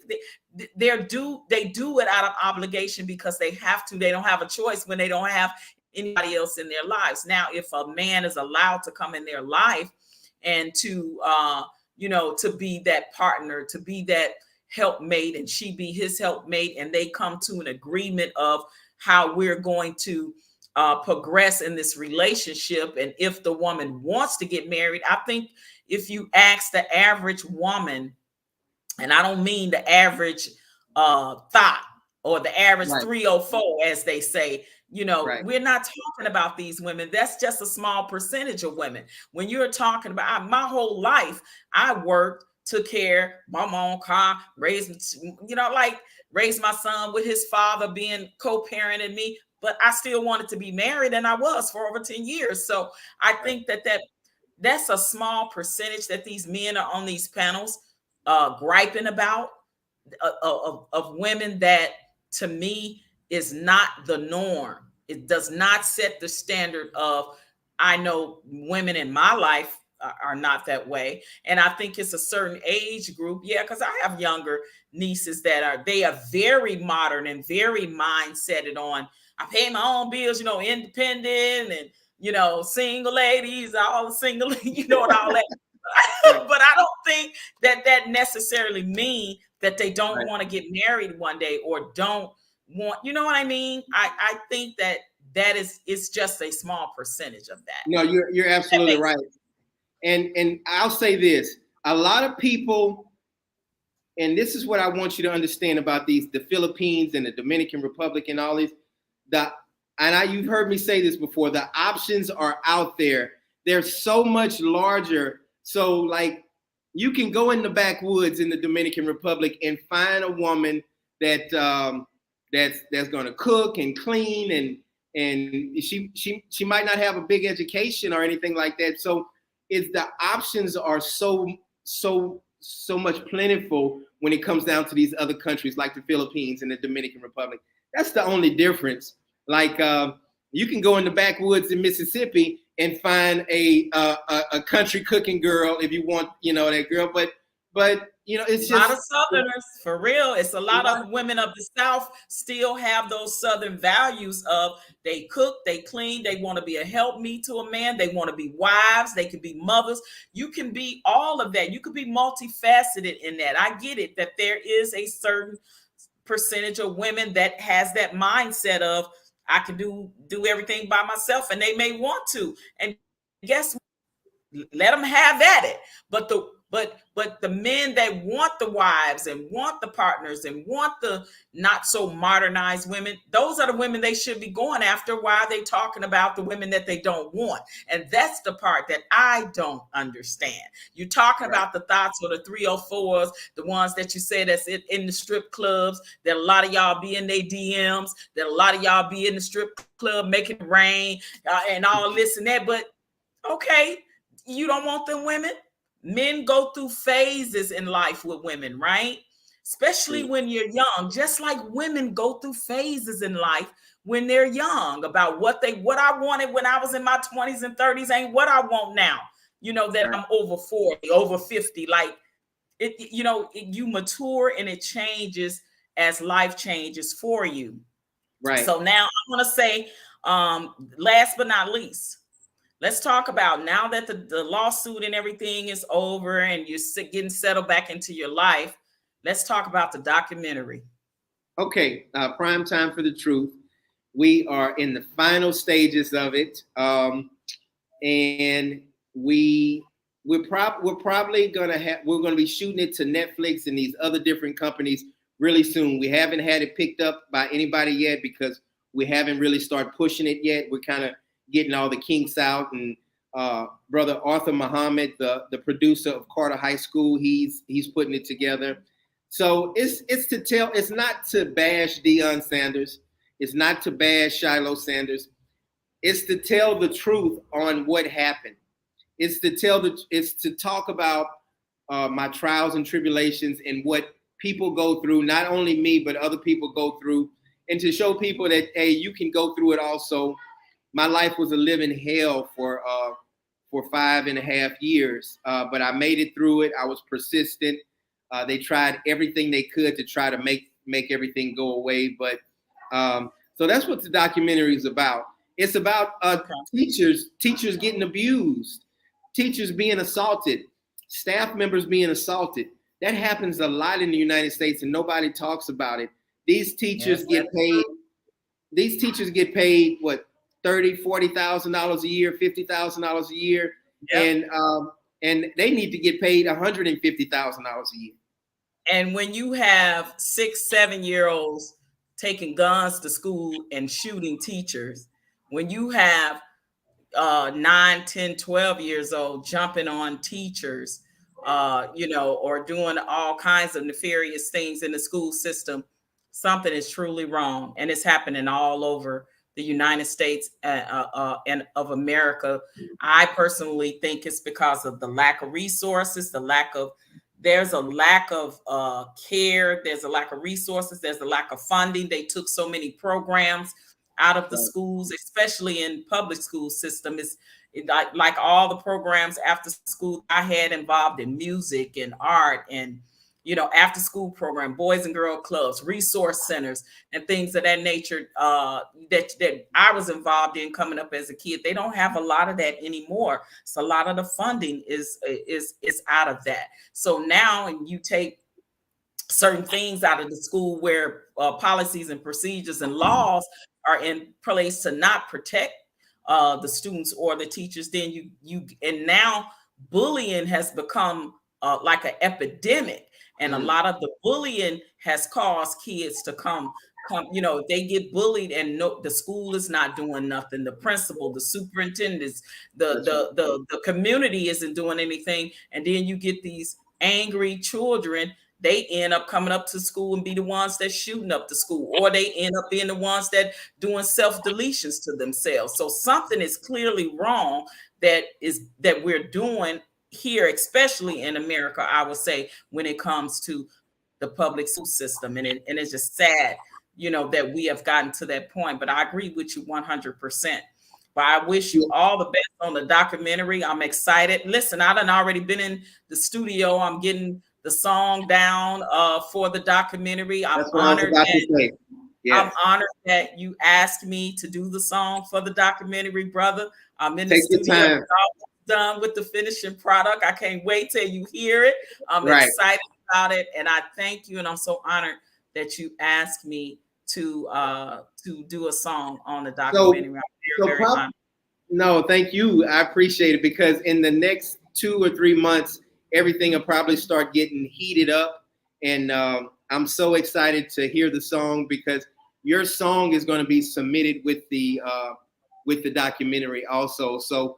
I don't want to make it look like I'm rushing you. So I'm sorry if you think I'm rushing you. Take your time. No.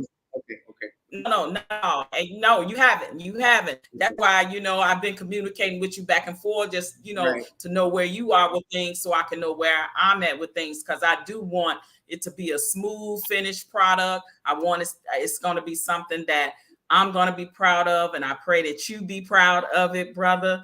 And again, I just thank you for even just allowing me to be a part of the project. I'm very, very honored for that.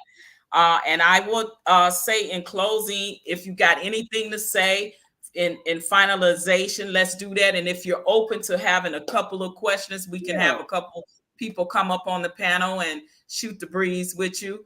If my team would mind, please drop the link. Anybody that wants to come up and ask Brother John Darjean a question, you're more than welcome at this time to do it. But brother, you got any last words to say while my team's doing that? Yeah, I just want to say you're doing a wonderful job. I wish we would have more people that listen, especially Black people that would. I'm sorry. Let me close this door. Hold on one second. It's all good. We. Yeah. So I really believe that I noticed a lot of Black people on these shows and on these live streams. They really bash each other. They cussing each other out. They having a hard time with each other, and it's very disturbing. You watch. I grew up around a lot of white folks, and one thing white folks do they don't really bash each other. Now they have issues, but they don't have issues like amongst themselves, and they want to fight and bring pistols out and stuff like that. Now every now and then you might get that, but hold on one second. Yeah, but every I just now want to say to Brother Clarence, don't be triggering me in the chat, okay? Don't trigger me. Yes, yes. So I really believe that it really disturbs me, even not even on these YouTube channels, just in life and in jobs and stuff. Like I get sad when I see black people fighting and they going at it and like the Will Smith thing. I really was disturbed about that. You know, like it's just brother, so, yes, indeed. it's just so disturbing. And I was always taught to uplift black people, and it's just and it's so disturbing. And the Dominican people, I consider them black, and I don't. You see more unity in the Dominican Republic. Yeah, and it's a beautiful thing, and I definitely want to visit. I told you I'm coming. I actually was going to come 3 months ago. Okay, and I actually was gonna come 3 months ago, but I ended up going to Mexico. But we'll talk about that later. But I just wanted to say I agree, because the slap, to see that, and I ain't gonna even talk about, I'm not even on just because white people, was in the room and it was the Oscars, and I'm just talking about how we looking to each other just around, just in our own culture, right? Like, hurt see another black man, but this is what I see in these YouTube streets, right? With the og and the beef, and they get on panel and break down other black men. That's another black man doing that. So when I see that, it breaks my heart. It really, really does. So you're right. And we got two people up here, my brother, brother Clarence. Want to ask you some questions. Y'all go ahead and answer. Sure, I'll just make a quick statement. Who want to go? Patrice. Yeah. I'll go first real quick. Well, first and foremost, great show, OG Patrice. Shout out to you, bro, Clarence, and major salutes to Coach John Darjean. Thank you for coming up to Knowledge and Relationships and supporting OG Patrice. Thank you. It was really nice to really kind of get to know you through the live streams. I'm sorry that you went through that hardship, with Deion Sanders and his son and all that. And I hope that many blessings will come to your way.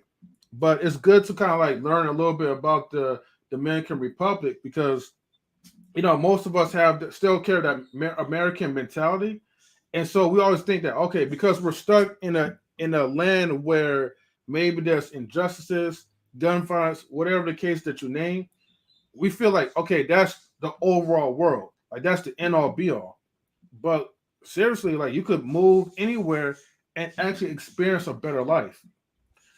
I know you mentioned that I forgot the term that you call it, right? Because you didn't call yourself a passport brother, but you said something else. Expat. Yeah, expat. Mm-hmm. And I like that you use that term, because no disrespect to passport brothers, because I support them. I support anybody who's trying to actually travel just to enjoy life. But a lot of times, unfortunately, you have the bad side of men, that American man, by the way, that still carries the, oh man, women ain't ish type of mentality. Woe as me, I couldn't get a girlfriend, so I'm running away from America. But at the same time, you're paying for, you're doing sex tourism, you're paying to get in, and then you're putting a bad rep on someone else's country, someone else's girls, you know what I mean? And you're making them seem like they're prostitutes. That's a great point. I told Brother Clarence this on his show last week. I don't know if you guys remember when they had those guys, having those porn stars go to Brazil back about in the 1990s. Big booty talk 1, 9, 12, 22, all that stuff. But those porn videos, they're pretty much doing what those porn people were doing. Those big time dope boys was going to Brazil and having sex with those girls. So I'm not saying all passport bros are like that, but just because you got these beautiful women, don't exploit them like that. They have white folks that come to the Dominican Republic all the time. They get their little cocaine. They get 2 or 3 little beautiful black Dominican girls, and they take care of their business. But don't push that narrative here in the Dominican Republic. So I respect what you said, and you're absolutely right. That's why my channel is not about ass and titties, ass and titties, ass and titties. And it disturbs me that you turn on these channels in the Dominican Republic and Brazil, and all you talking about is ass and titties, and you want to get those likes up, and you want to have 1 million views because you show some ass and titties. And our black people need to stop supporting and promoting just ass and titty videos. So I respect it's just another form of exploitation of our women, and men are doing it, And I'm gonna say this just to kind of M3, man. I'm so glad you said what you said, but I'm gonna say this. It's disturbing when you get a lot of these men couldn't get those type of women in the United States, so they want to come over here and they act like they balling and doing big things. But they need to video the women that they had in the United States before they brought their ass to the Dominican Republic into Brazil. Show those big booger wolves, and then they can sit their ass down somewhere. So and like such an OG Patrice said, you really need to be you just stop bashing black women, and that's what I just hate. I hate that. So anyway, go ahead. I'm gonna get off my soapbox. I'm sorry. No, I just want to keep it short though, but we do have Von Bryan here too. Salutes to you. But I'm gonna go ahead and head back into the back chat. But definitely salutes to you guys. Salute M3. Salute to you, man. All right, John, a question for you. Salute, Von Bryan. Thank you for coming on, bro. I want to say salute and welcome Willie Dean for coming in the chat. I've never seen your name before, but thank you and welcome. Good dude. Willie Dean. Good okay, dude. bro, Clarence. Go ahead. All right. You ready for my question? Because I got a serious question for you, man. All right, man. When you were hanging out with those white people, man, did you ever reach in the back of the fridge for that purple stuff, or were you a Sunny D man?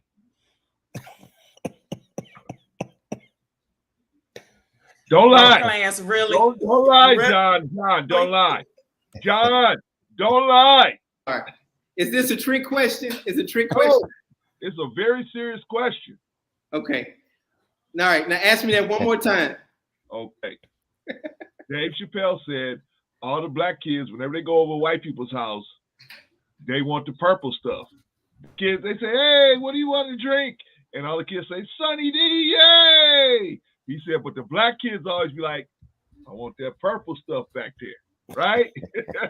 Well, the white people I was with, they didn't have the purple stuff. Grape Kool-Aid? You talking about grape Kool-Aid? That's right, the grape Kool-Aid so they didn't have that. They just had. You know what they had? They had the Sunny D and the Capri Sun. That's what they had. There you go. That's right. They had the Sunny D and the Capri Sun. You're absolutely right. And Gatorade, they had a whole bunch of Gatorade. Plenty of Gatorade. Okay, now I got a real question for you. Go ahead. Can I ask the real question? Okay, I'm gonna ask the real question.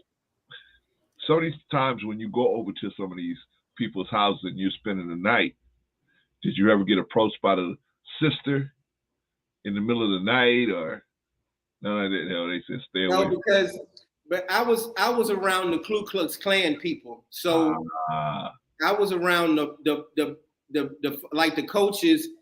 I would ask them. I said, "Hey, would you allow your daughter to date a black man?" And they said, "Never in a million years. Never in a million years." So he said, but I like black people. I like you, John.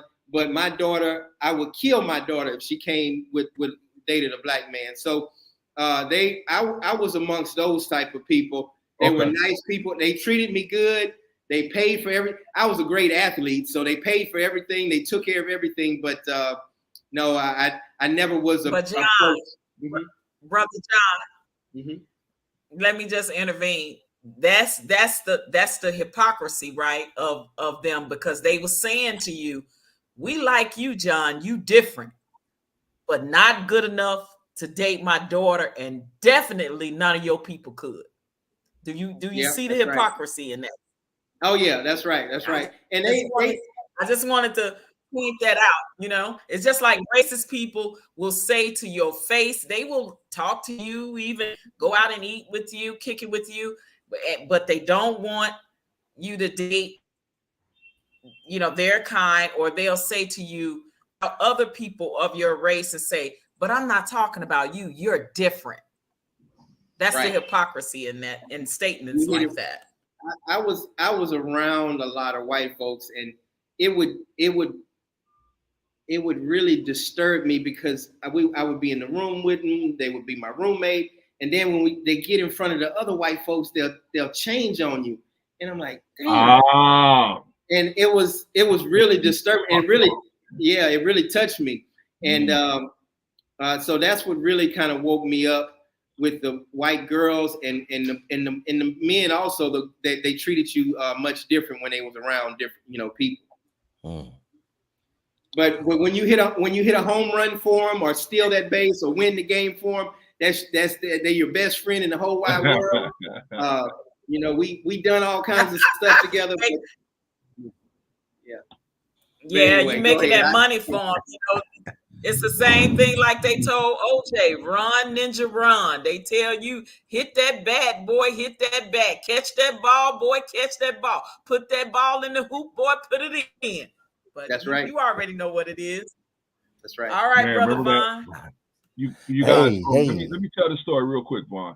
Remember what Muhammad Ali went through the same thing, right? You watched the Muhammad Ali story, and how when he was about 16 or 15, they invited him to dinner, the people in Kentucky that was, over the fight game, and, those what do you call them people, boosters that bring people, they bring you up through this system, right. And so they invited Muhammad Ali to dinner.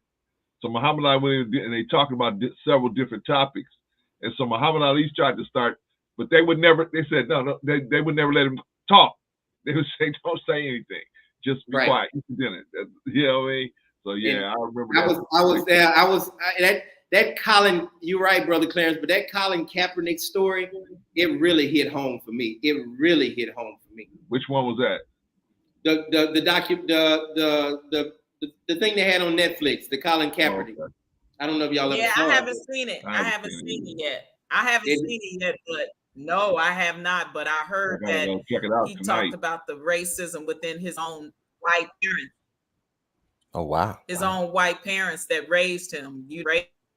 That's right. It's good. You guys got to check it out, brother Von Bryan. It's so good to hear your voice. Hey, yes, sir. How are you, Brother John? How are you doing, sir? Good to see you, Patrice. Good to see you. Yeah, Brother Clarence. I just want to ask Brother Clarence something real quick. Yes, sir. Now, how you gonna start the stream? Good to see you, Brother Vaughn. Good to see you too, Patrice. Brother Clarence. Yeah. How you gonna start the stream off at the beach, but then end right back up in the office? How does that work? Me and Patrice get our computers fixed at the same place, and they fix mine. Right. So I can do whatever I want, man. I could go. I see. I was a little disappointed, man. Listen, I could be in the store. I could be in the DR, right? Oh wow! Or I can just be back here in LA, right? Oh man, you got skills, huh? This brother got skills now. Everybody got their house. Bro Clarence. Bro Clarence, everybody got that house you just put up with the piano in the back here. That's everybody's house. Wow. But I will say, I was listening to the stream. I will say I was listening to the stream and I was very surprised, Brother John, when you were talking about the colorism. I had no idea that took place like that. Is that situation ever being addressed, or is it something that just can't be addressed and it won't be Cultural changed, and thing, that's just how it's gonna be? Wait a You minute, muted, you're bro. muted. You're muted. It's always going to be like that because they refuse to address it. Wow. Dominicans, they want to pretend like they don't have their racism and their colorism is not as bad as the United States, but they just kind of sweep it under the rug. And they always say, when I talk about it on my channel, they say, don't bring that shit over here. Don't bring that over here. We don't want to hear that because y'all don't want to hear it because everything is already in place and they don't want to take it out of the place. Light is right, dark skin is wrong. So that's wow. That's how it is in the Dominican Republic. I'm very shocked to hear that. I would have never thought that something like that would be taking place in the Dominican Republic. But Brother Vaughn, if you're American and you're dark skinned, you get a pass. Oh, is that right? Wow. Yeah. Okay. Yeah. So you could, you get a. Wow. Not only is that colorism, but it's also classism. That's it. I think because Haitian people come from a poor country, and most of them are poor, like you said, in the type of jobs that they come to the Dominican and get. Now you're discriminating against them for classism and also colorism. Wow. That's right. When my mom came, my mom is probably a little bit darker than you, Sister Patrice. And when she came, they were having the checkpoints, and she was the one that always had to pull her passport out and show her passport. And then once they found out she was American, they gave her a smile. They wanted to take a picture with her. They want to take a picture with all of us. But in the beginning, they wanted to make sure she wasn't a Black Haitian just trying to sneak on in. But yeah, she's like, yeah. That's just a sad situation. Well, brother John, I remember a while back you were on a stream, and you were talking about the issue that you were having with pain, physical pain. How are you managing that right now? Well, the Dominican Republic, thank you for asking, brother, and I appreciate it. The Dominican Republic really helps out a lot. It really does. I believe it's a different feeling here. The stress level goes, the weather is so much better here for people that goes through a lot of major nerve damage. So I feel good, and I'm at peace. And hey, like today, my pain level is about at a 3 or 4 right now. Okay. But sometimes it goes up to 6 to 8, and sometimes to 10. But for the most part, I see better days in the Dominican Republic compared to the United States. Okay, that's good. That's good, man. Thank you. Yes, well, definitely, man. Awesome. I'm keeping you lifted up in prayer. One second. I'll let you continue. I want to welcome Ozzy Oz. I think he's from your channel, Dominican. He's in the chat. Really? Salute and welcome to the chat, Ozzy Oz. Thank you so much for stopping over and rocking with us here on Knowledge and Relationships and on my show, Straight Up No Chaser Talk with OG Patrice. I am OG Patrice, yours truly. So welcome, sir. Okay, Vaughn, you can go ahead and continue. No. I was just basically saying that, I'm keeping my brother lifted up in prayer because I know what it is to be, to have pain on a continual basis, So, it's not easy all the time to manage. Yeah, absolutely. It's not. One thing that I like about you, I like all you all, but one thing I like about Brother Vaughn is you are pretty strict and you're straight to the point, and you have that old school mentality where you say what's on your mind, and you do it in a professional way. And sometimes it'll sting because you've said some things to me that kind of like made me check myself. And I really appreciate that about you, because you really care about people, and you don't have any type of negative energy. None of y'all do, but I can really feel that energy in you, brother. Thank you, sir. Thank you very much. Oh, that's awesome. That's awesome.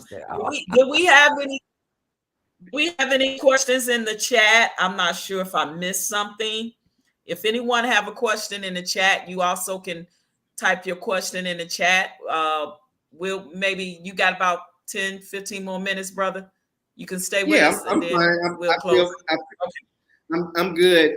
Anybody that wants to come to the Dominican Republic, you guys just reach out to me. I'll pick you guys up at the airport. I'll show y'all around, and I don't charge anything. I don't have no type of service. I just love helping people out. I love showing people, hey, this country is a beautiful country, and just show you the plight and show you how hard people work, and just just something different. So get on a plane and reach out to me, or reach out to Sister Patrice and or anybody, and I'll definitely pick you guys up.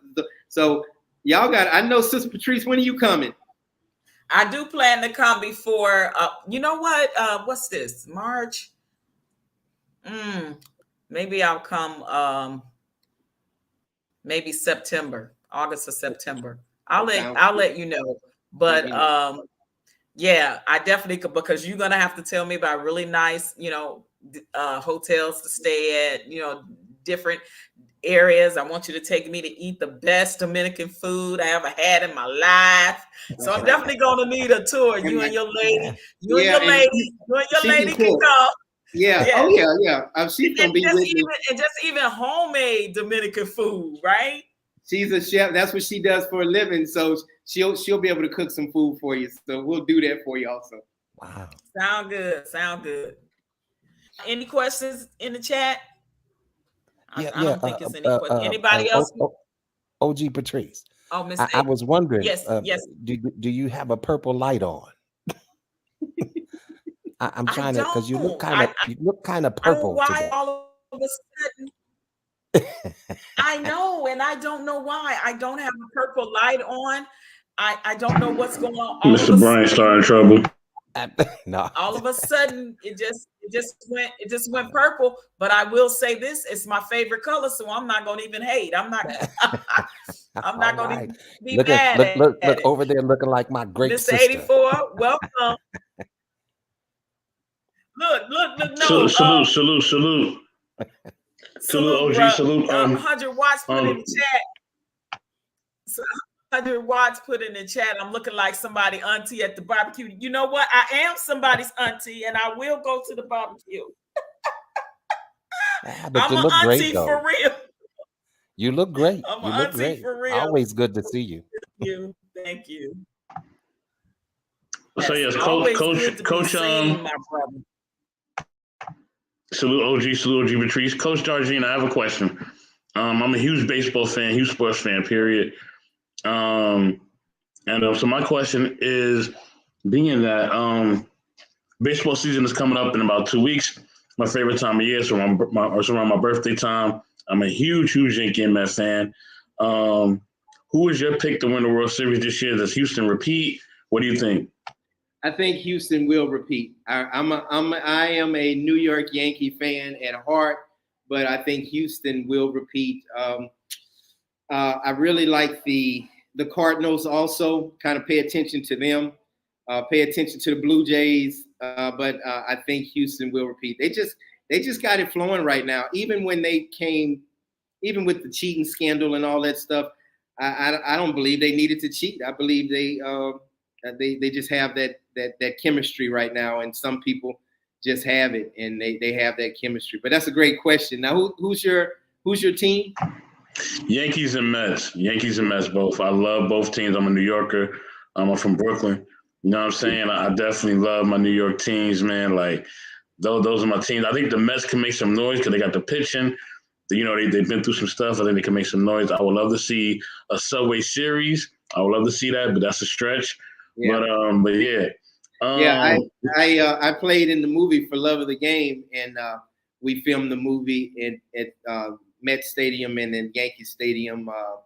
Yeah, it was. I like that stadium, and you can just feel the energy.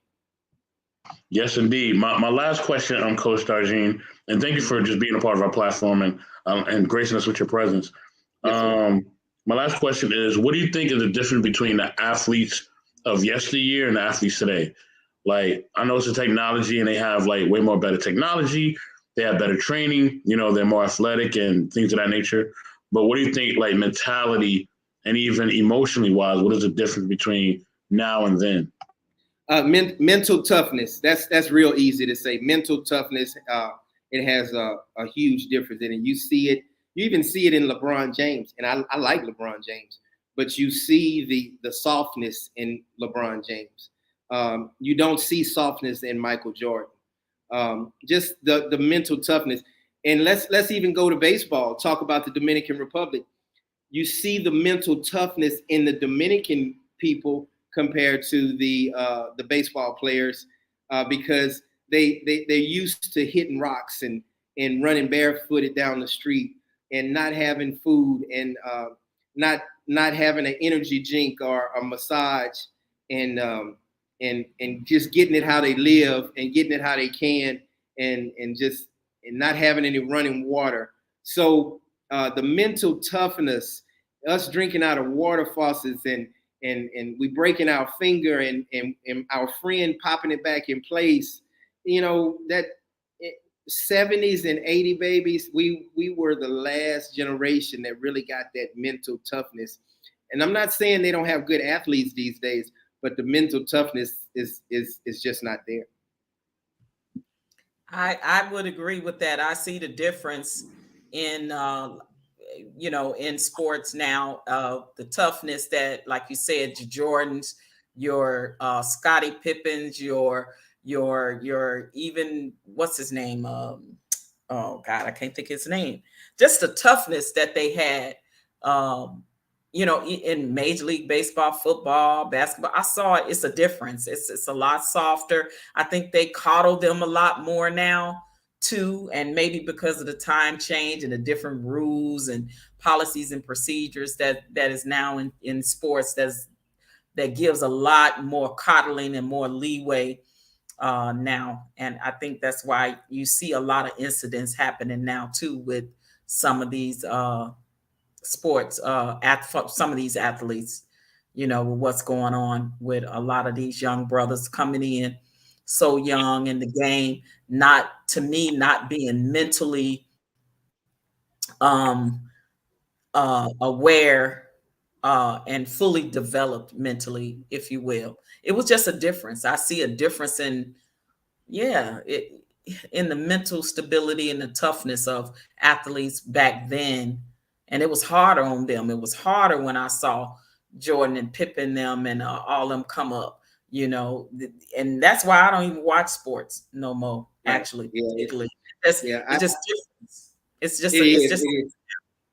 just. I just remember my football coach and my mom and my football coach would grab me by the helmet and sling me around the field and my mom was like, "That's right, sling his ass one more time so he can get it right." So the toughness was there, and they would punch us in the chest, and no CPS would be called. Or that's abuse now. That's abuse. You getting CPS called. And my mom, she would get mad at the coach. She's like, "You soft, coach. You should have hit his ass harder than that." So so that's what we had to do. That we had to deal with that when I was coming up. So the toughness, get your ass up. You ain't bleeding that bad. Wipe it off and get up and move around.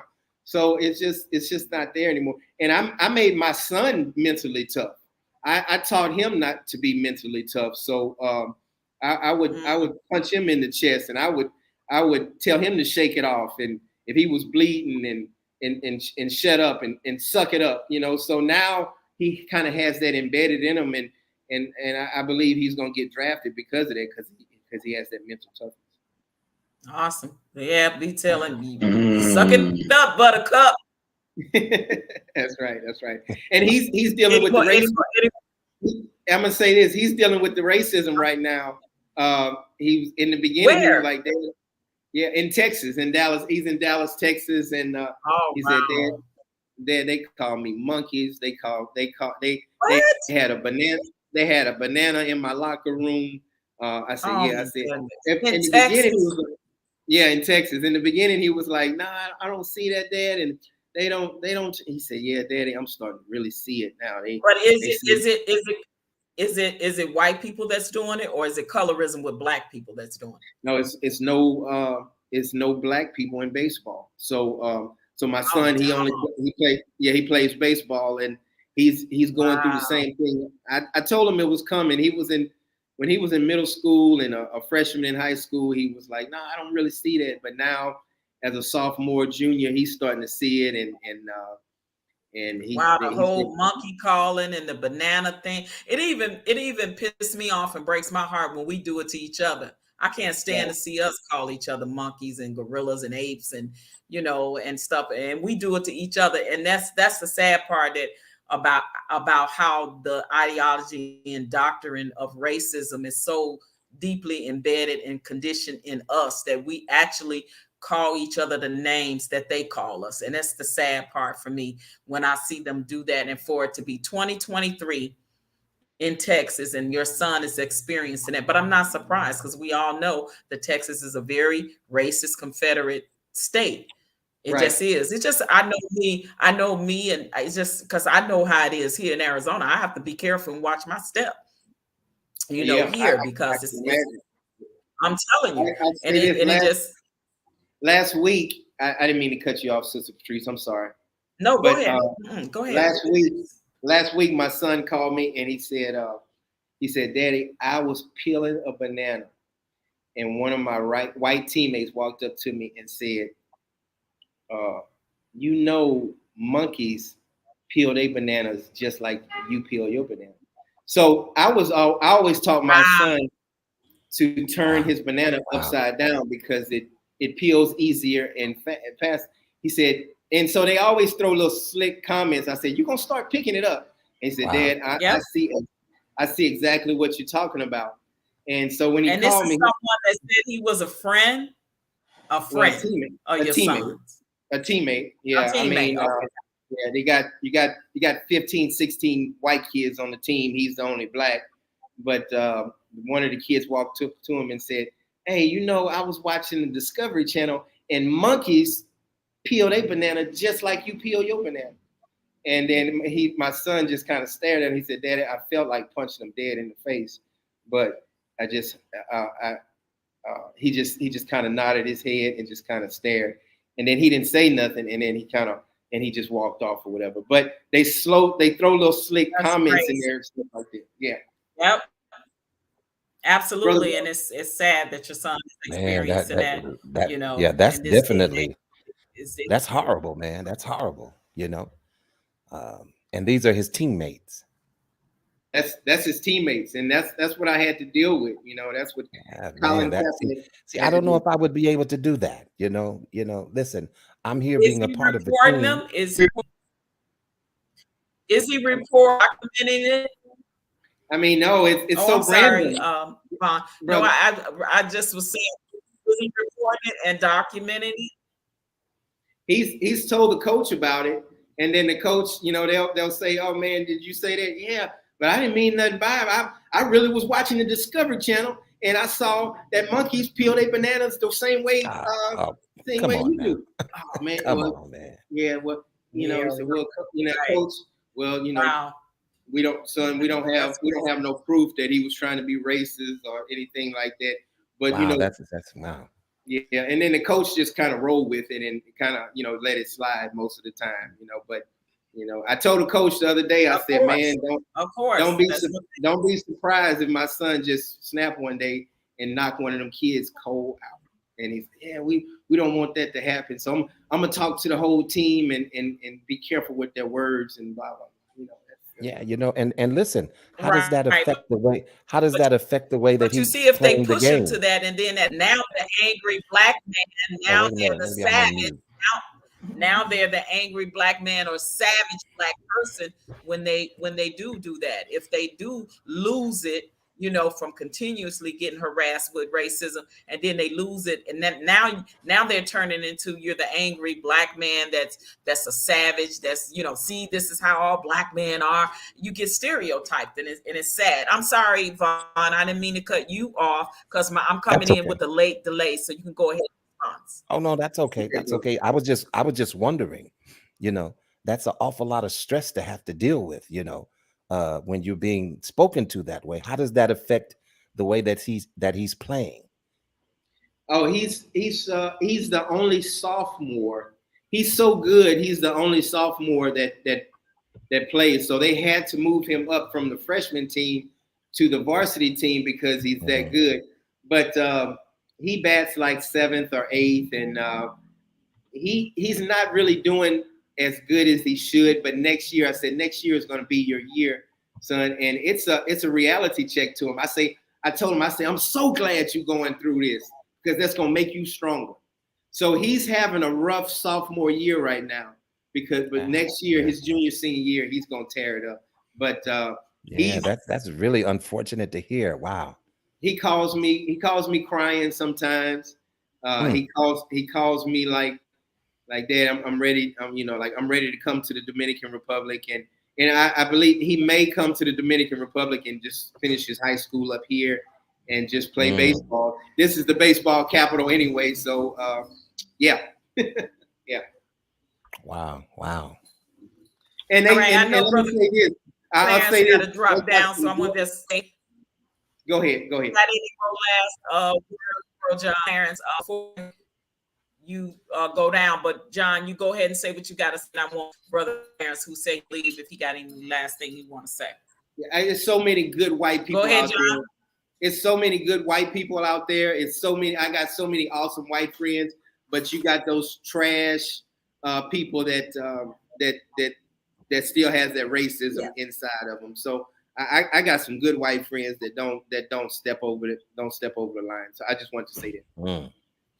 Absolutely, absolutely. So do I, and we know we not talking about all white people. Get your knees in a bunch. Right. Yeah, man. Go ahead, Brooke Lance. I'm gonna call you, John, because I would like your help with something. So I'll hit you back on the back end of that. So be expecting that call.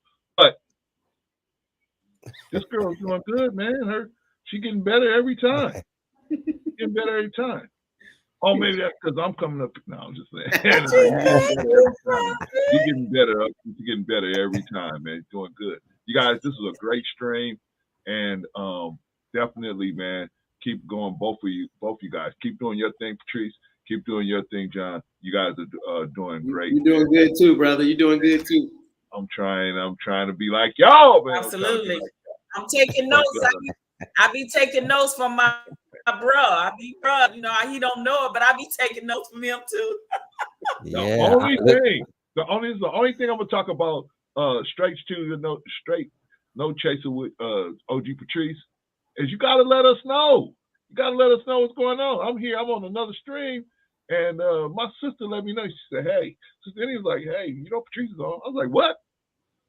I know Patrice was on today." I thought I did. Over here. I thought I did, so my bad. And that's why I ended up texting you and Vaughn, because I forgot. I thought I had texted you earlier. But my bad, bro, my bad. But thank you for coming over and rocking with me. Appreciate it. And you guys go over and subscribe to my brother, Clarence. Let's talk today. Y'all know that's my home. I be over there rocking all the time. Y'all go and subscribe to my brother on Let's Talk the Better Black Life. Thank you, bro. I love you, and I appreciate it from the bottom of my heart. All right, y'all. I'll see y'all later. I got to run out of here, but I'll see y'all. I'll be in the chat. I know I met Bro Clarence. All right, did y'all know I met Bro Clarence in real life? What? Did y'all know I met Bro Clarence for real in real life? I didn't know that. That's right. Hey, I'm gonna tell you something. Y'all waiting to meet Patrice in real life, man. I'm telling you, bro, it is worth the wait, bro. If you gotta wait 2 or 3 years or whatever, you finally meet Patrice in person, man. She got more energy. I mean, she is well worth the wait, man. Shout out to Patrice. She just don't tell you when she's going live, but yeah, shout out to Patrice. All right, y'all. I'll see y'all in the chat, man. All right, brother. All right. All right, bro, Clarence. Salute All right, everybody. bro. Salute everybody, man. Salute. That's my brother, bro, Clarence. Y'all go over there and subscribe to Let's Talk to Better Black Life. Over there, that's one of my homes other than this channel right here. Thank you, bro, Clarence. I appreciate you for coming up and rocking with me and asking Brother John some questions. You guys got any closing remarks or questions or comments for Brother John, or just in general? I have a question for I don't know, the World 84. What's your name, brother? What Mr. Mr. Best, yeah, Mr. Best in the world, Mr. yeah. Best okay, Mr. Best in the world. Did you ever see any racism in New York, or did you ever run across any racism?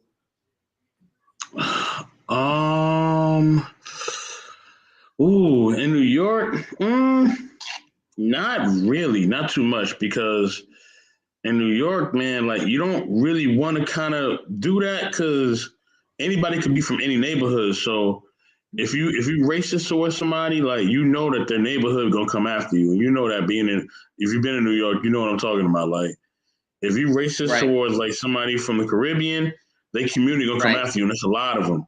You racist to somebody who's Russian, it's gonna get ugly. You racist to somebody who is Asian, it's gonna get ugly. So there's large pockets of groups. I didn't really experience racism until I moved out here to California, to be honest with you. Exactly. Like, I'm just being completely honest.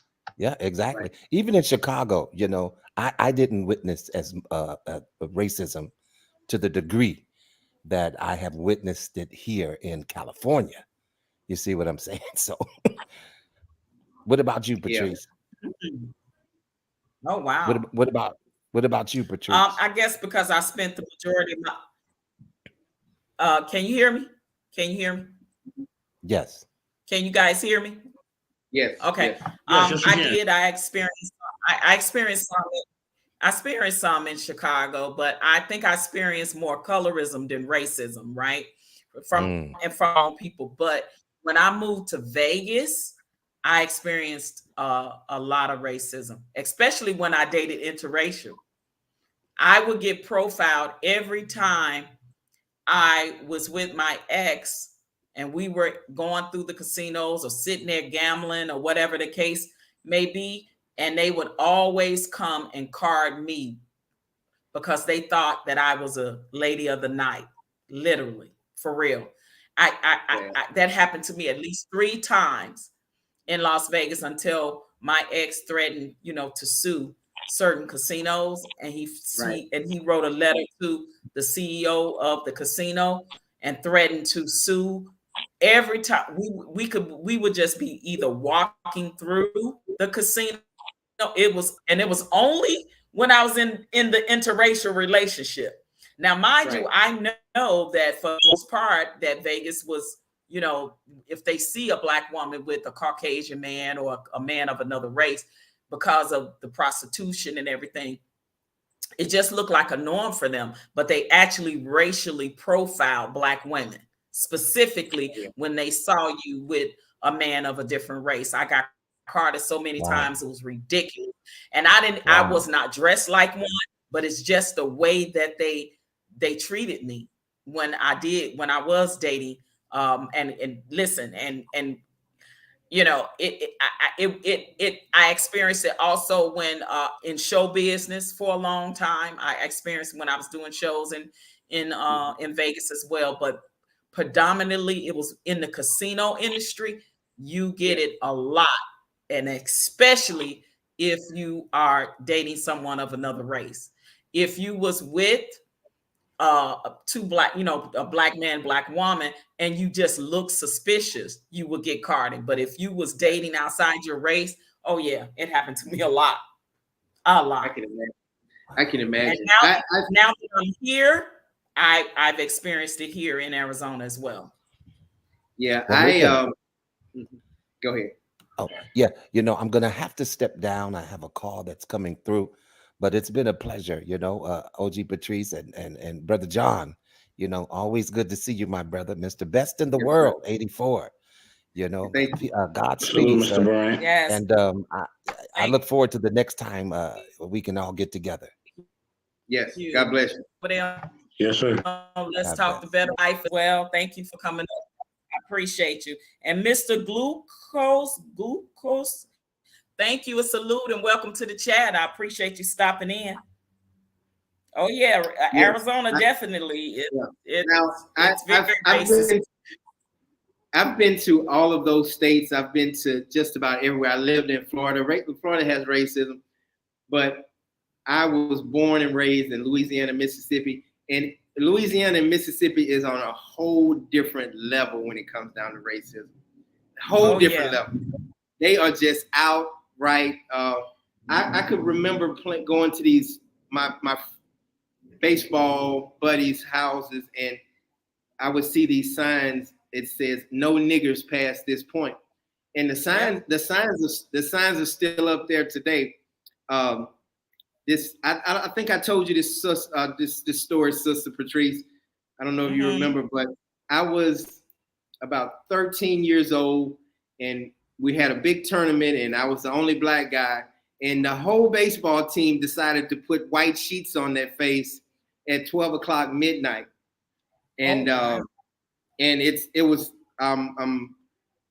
it's really disturbing, and I'm not making a joke out of it, but they decided to put white sheets on their heads and cut them out, and they banged on the window, and I looked outside the window and I saw a tiki torch with 7 or 8 guys with white sheets on, and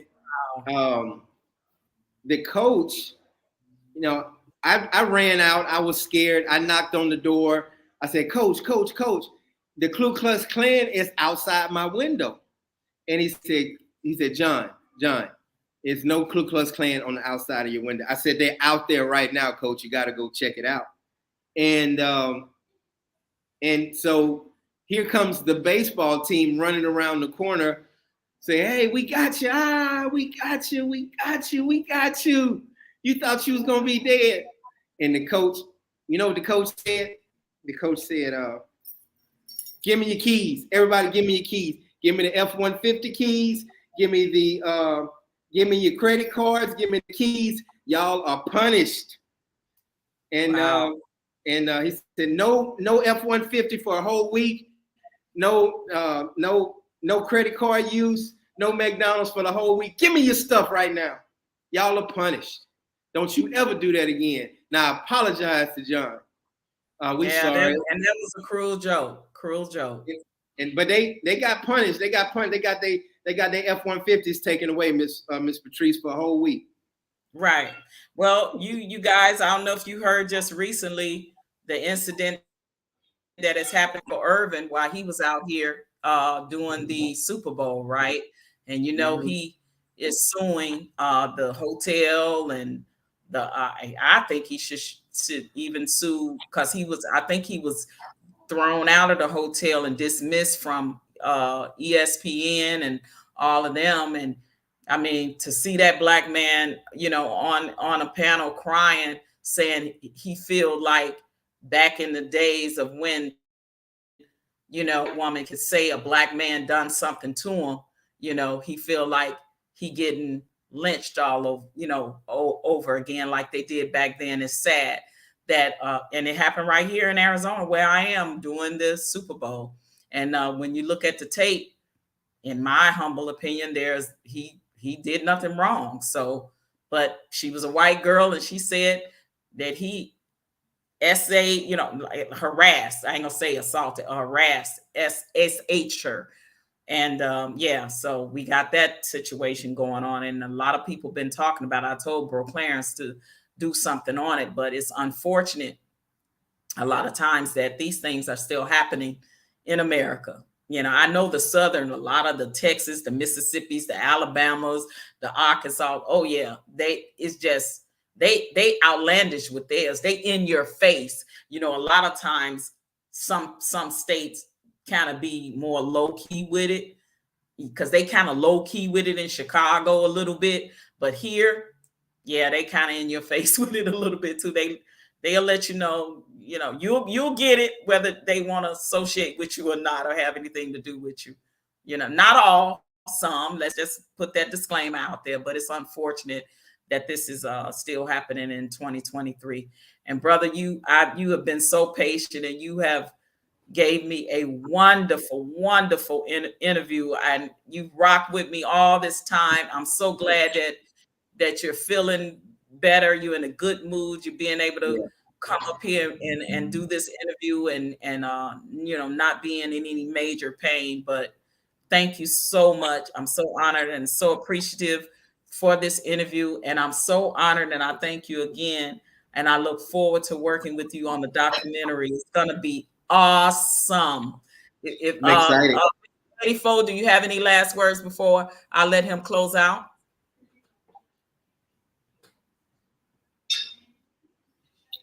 You muted 84. Oh, I'm sorry. No, I don't have any closing remarks or anything. It was nice to meet you, brother. Man, it was a pleasure meeting you, Coach John Darjean. Man, your story is incredible. Thank you for fighting and being an example. I think that a lot of times people are afraid to speak out, and they're afraid to say, I was done wrong or this was happening to me. But I think that overall, we need to continue to speak out when we see injustices done, when injustices are done in our communities or just even to us as a people. We have to speak out. We can't let somebody, just because they have a platform or a status or whatever, that people, unfortunately worship. We can't let that stop us. And I think this really pushes the narrative that I always say. We got to stop worshiping people who are just in the spotlight or celebrities or athletes. We need to really take people who are politically driven and socially driven, like OG Patrice. We need to take people like that seriously. You know what I mean? Let's take what we used to take seriously. Let's get back on that, because that's how we make change. When we focus on things politically and socially and economically. People being fascinated about these Beyonce tickets, that ain't gonna help your life. All right, that's just gonna make you waste money that you don't even have in the first place. All right, no, and there's no hate on Beyonce, but I'm just saying we need to focus on what really matters. Okay, let's get back focused on what really matters. And and brother, I definitely salute you. Your channel is dope, man. I love your channel, and it's phenomenal. Everybody, make sure you. Make sure you like and subscribe to Dominican Route. And OG Patrice, take it away. Sorry about that. Nice to meet you, brother. Thank you so much. You too, brother. You too. Go Yankees. No problem. Yeah, yes, sir. Listen, those tickets to see Beyonce, and now I'm hearing about how expensive the tickets are to see Drake. And these people are hardworking people. And don't get me wrong, if you can afford it and you want to go, that's cool. But don't strain yourself financially and take your rent money and your bill money to try to see somebody that we put on these pedestals like they gods. And don't do that to yourself. If you can't afford it, don't do it. Don't go and spend that kind of money on tickets for concerts and you can't afford it, especially if you have children, because there's so many other important things you could do with your money. In my humble opinion, I would say, I'm not a fan of hers, no shade to her or Drake or any of them, but I ain't no way in the world I'm spending that type of money on a ticket. I'm just not doing it. Me neither. I'm not doing it. I'm not doing it. But Mr. 84, thank you so much. I appreciate you coming up and rocking with me and asking questions and things that you did with Brother Dijon. Thank you so much. If you don't mind dropping down, I'm going to close it out with my brother. All right. You guys, thank you so much for rocking with me. And I thank you again, Brother John Dijon. Thank you for allowing this interview to happen. I'm glad that it finally happened. I have so enjoyed this interview. You're easy to talk to anyway. Again, I'm honored, and I look forward to working with you on the documentary. And if you have any last words or tell people how they can follow you, give all your social media platforms and your YouTube channel, of course.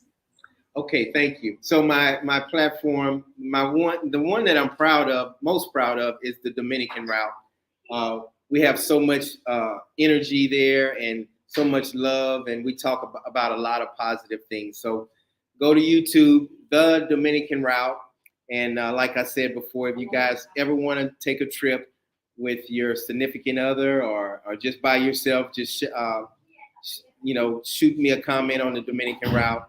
And my other platform is Prime Time for the Truth. You'll be able to see all the things, a lot of the things that I went through on the YouTube channel. And I have a Facebook page also, John Darjean. But I just want to thank you, sister. You give me so much energy, and I really appreciate it. Thank you so much. I'm not going to keep talking, but I really enjoyed it. I did too. I really enjoyed it. And thank you again. And we'll talk soon. God bless you. You take care. Bye-bye. Yes, and as you say, peace be still. Peace be still. God bless. God bless. All right, you guys. That's it. That was an awesome interview and show with Brother John Darjean, Coach John Darjean. A great pillar in our community and culture. And I love the fact that he is doing his thing over there in Dominican. He has set up his life to live a comfortable life over there. He's adapted to the culture. He loves it. I know I've heard him say he'll never physically live in the United States again. He loves being over there, even though he comes, to the United States back to visit. So salute and shout out to him. Go over there and support his channel at the Dominican route, and also Prime Time for the Truth. He has 2 YouTube channels. If you're interested in watching the depositions from Shiloh and Deion Sanders, they are on Prime Time for the Truth. We wish Brother John Darjean all the best in the world.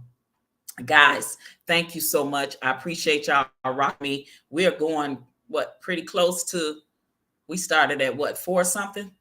Almost 3 hours y'all rocked with me, and I appreciate this. The longest show I've ever done, but I got some awesome upcoming guests that I plan on bringing to the platform for the future.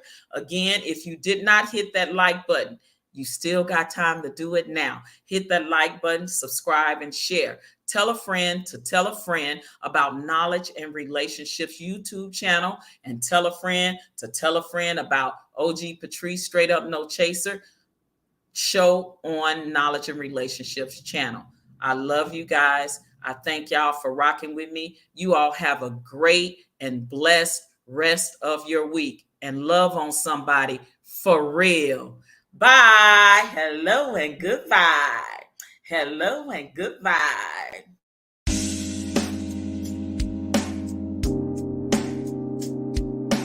DJ Eddie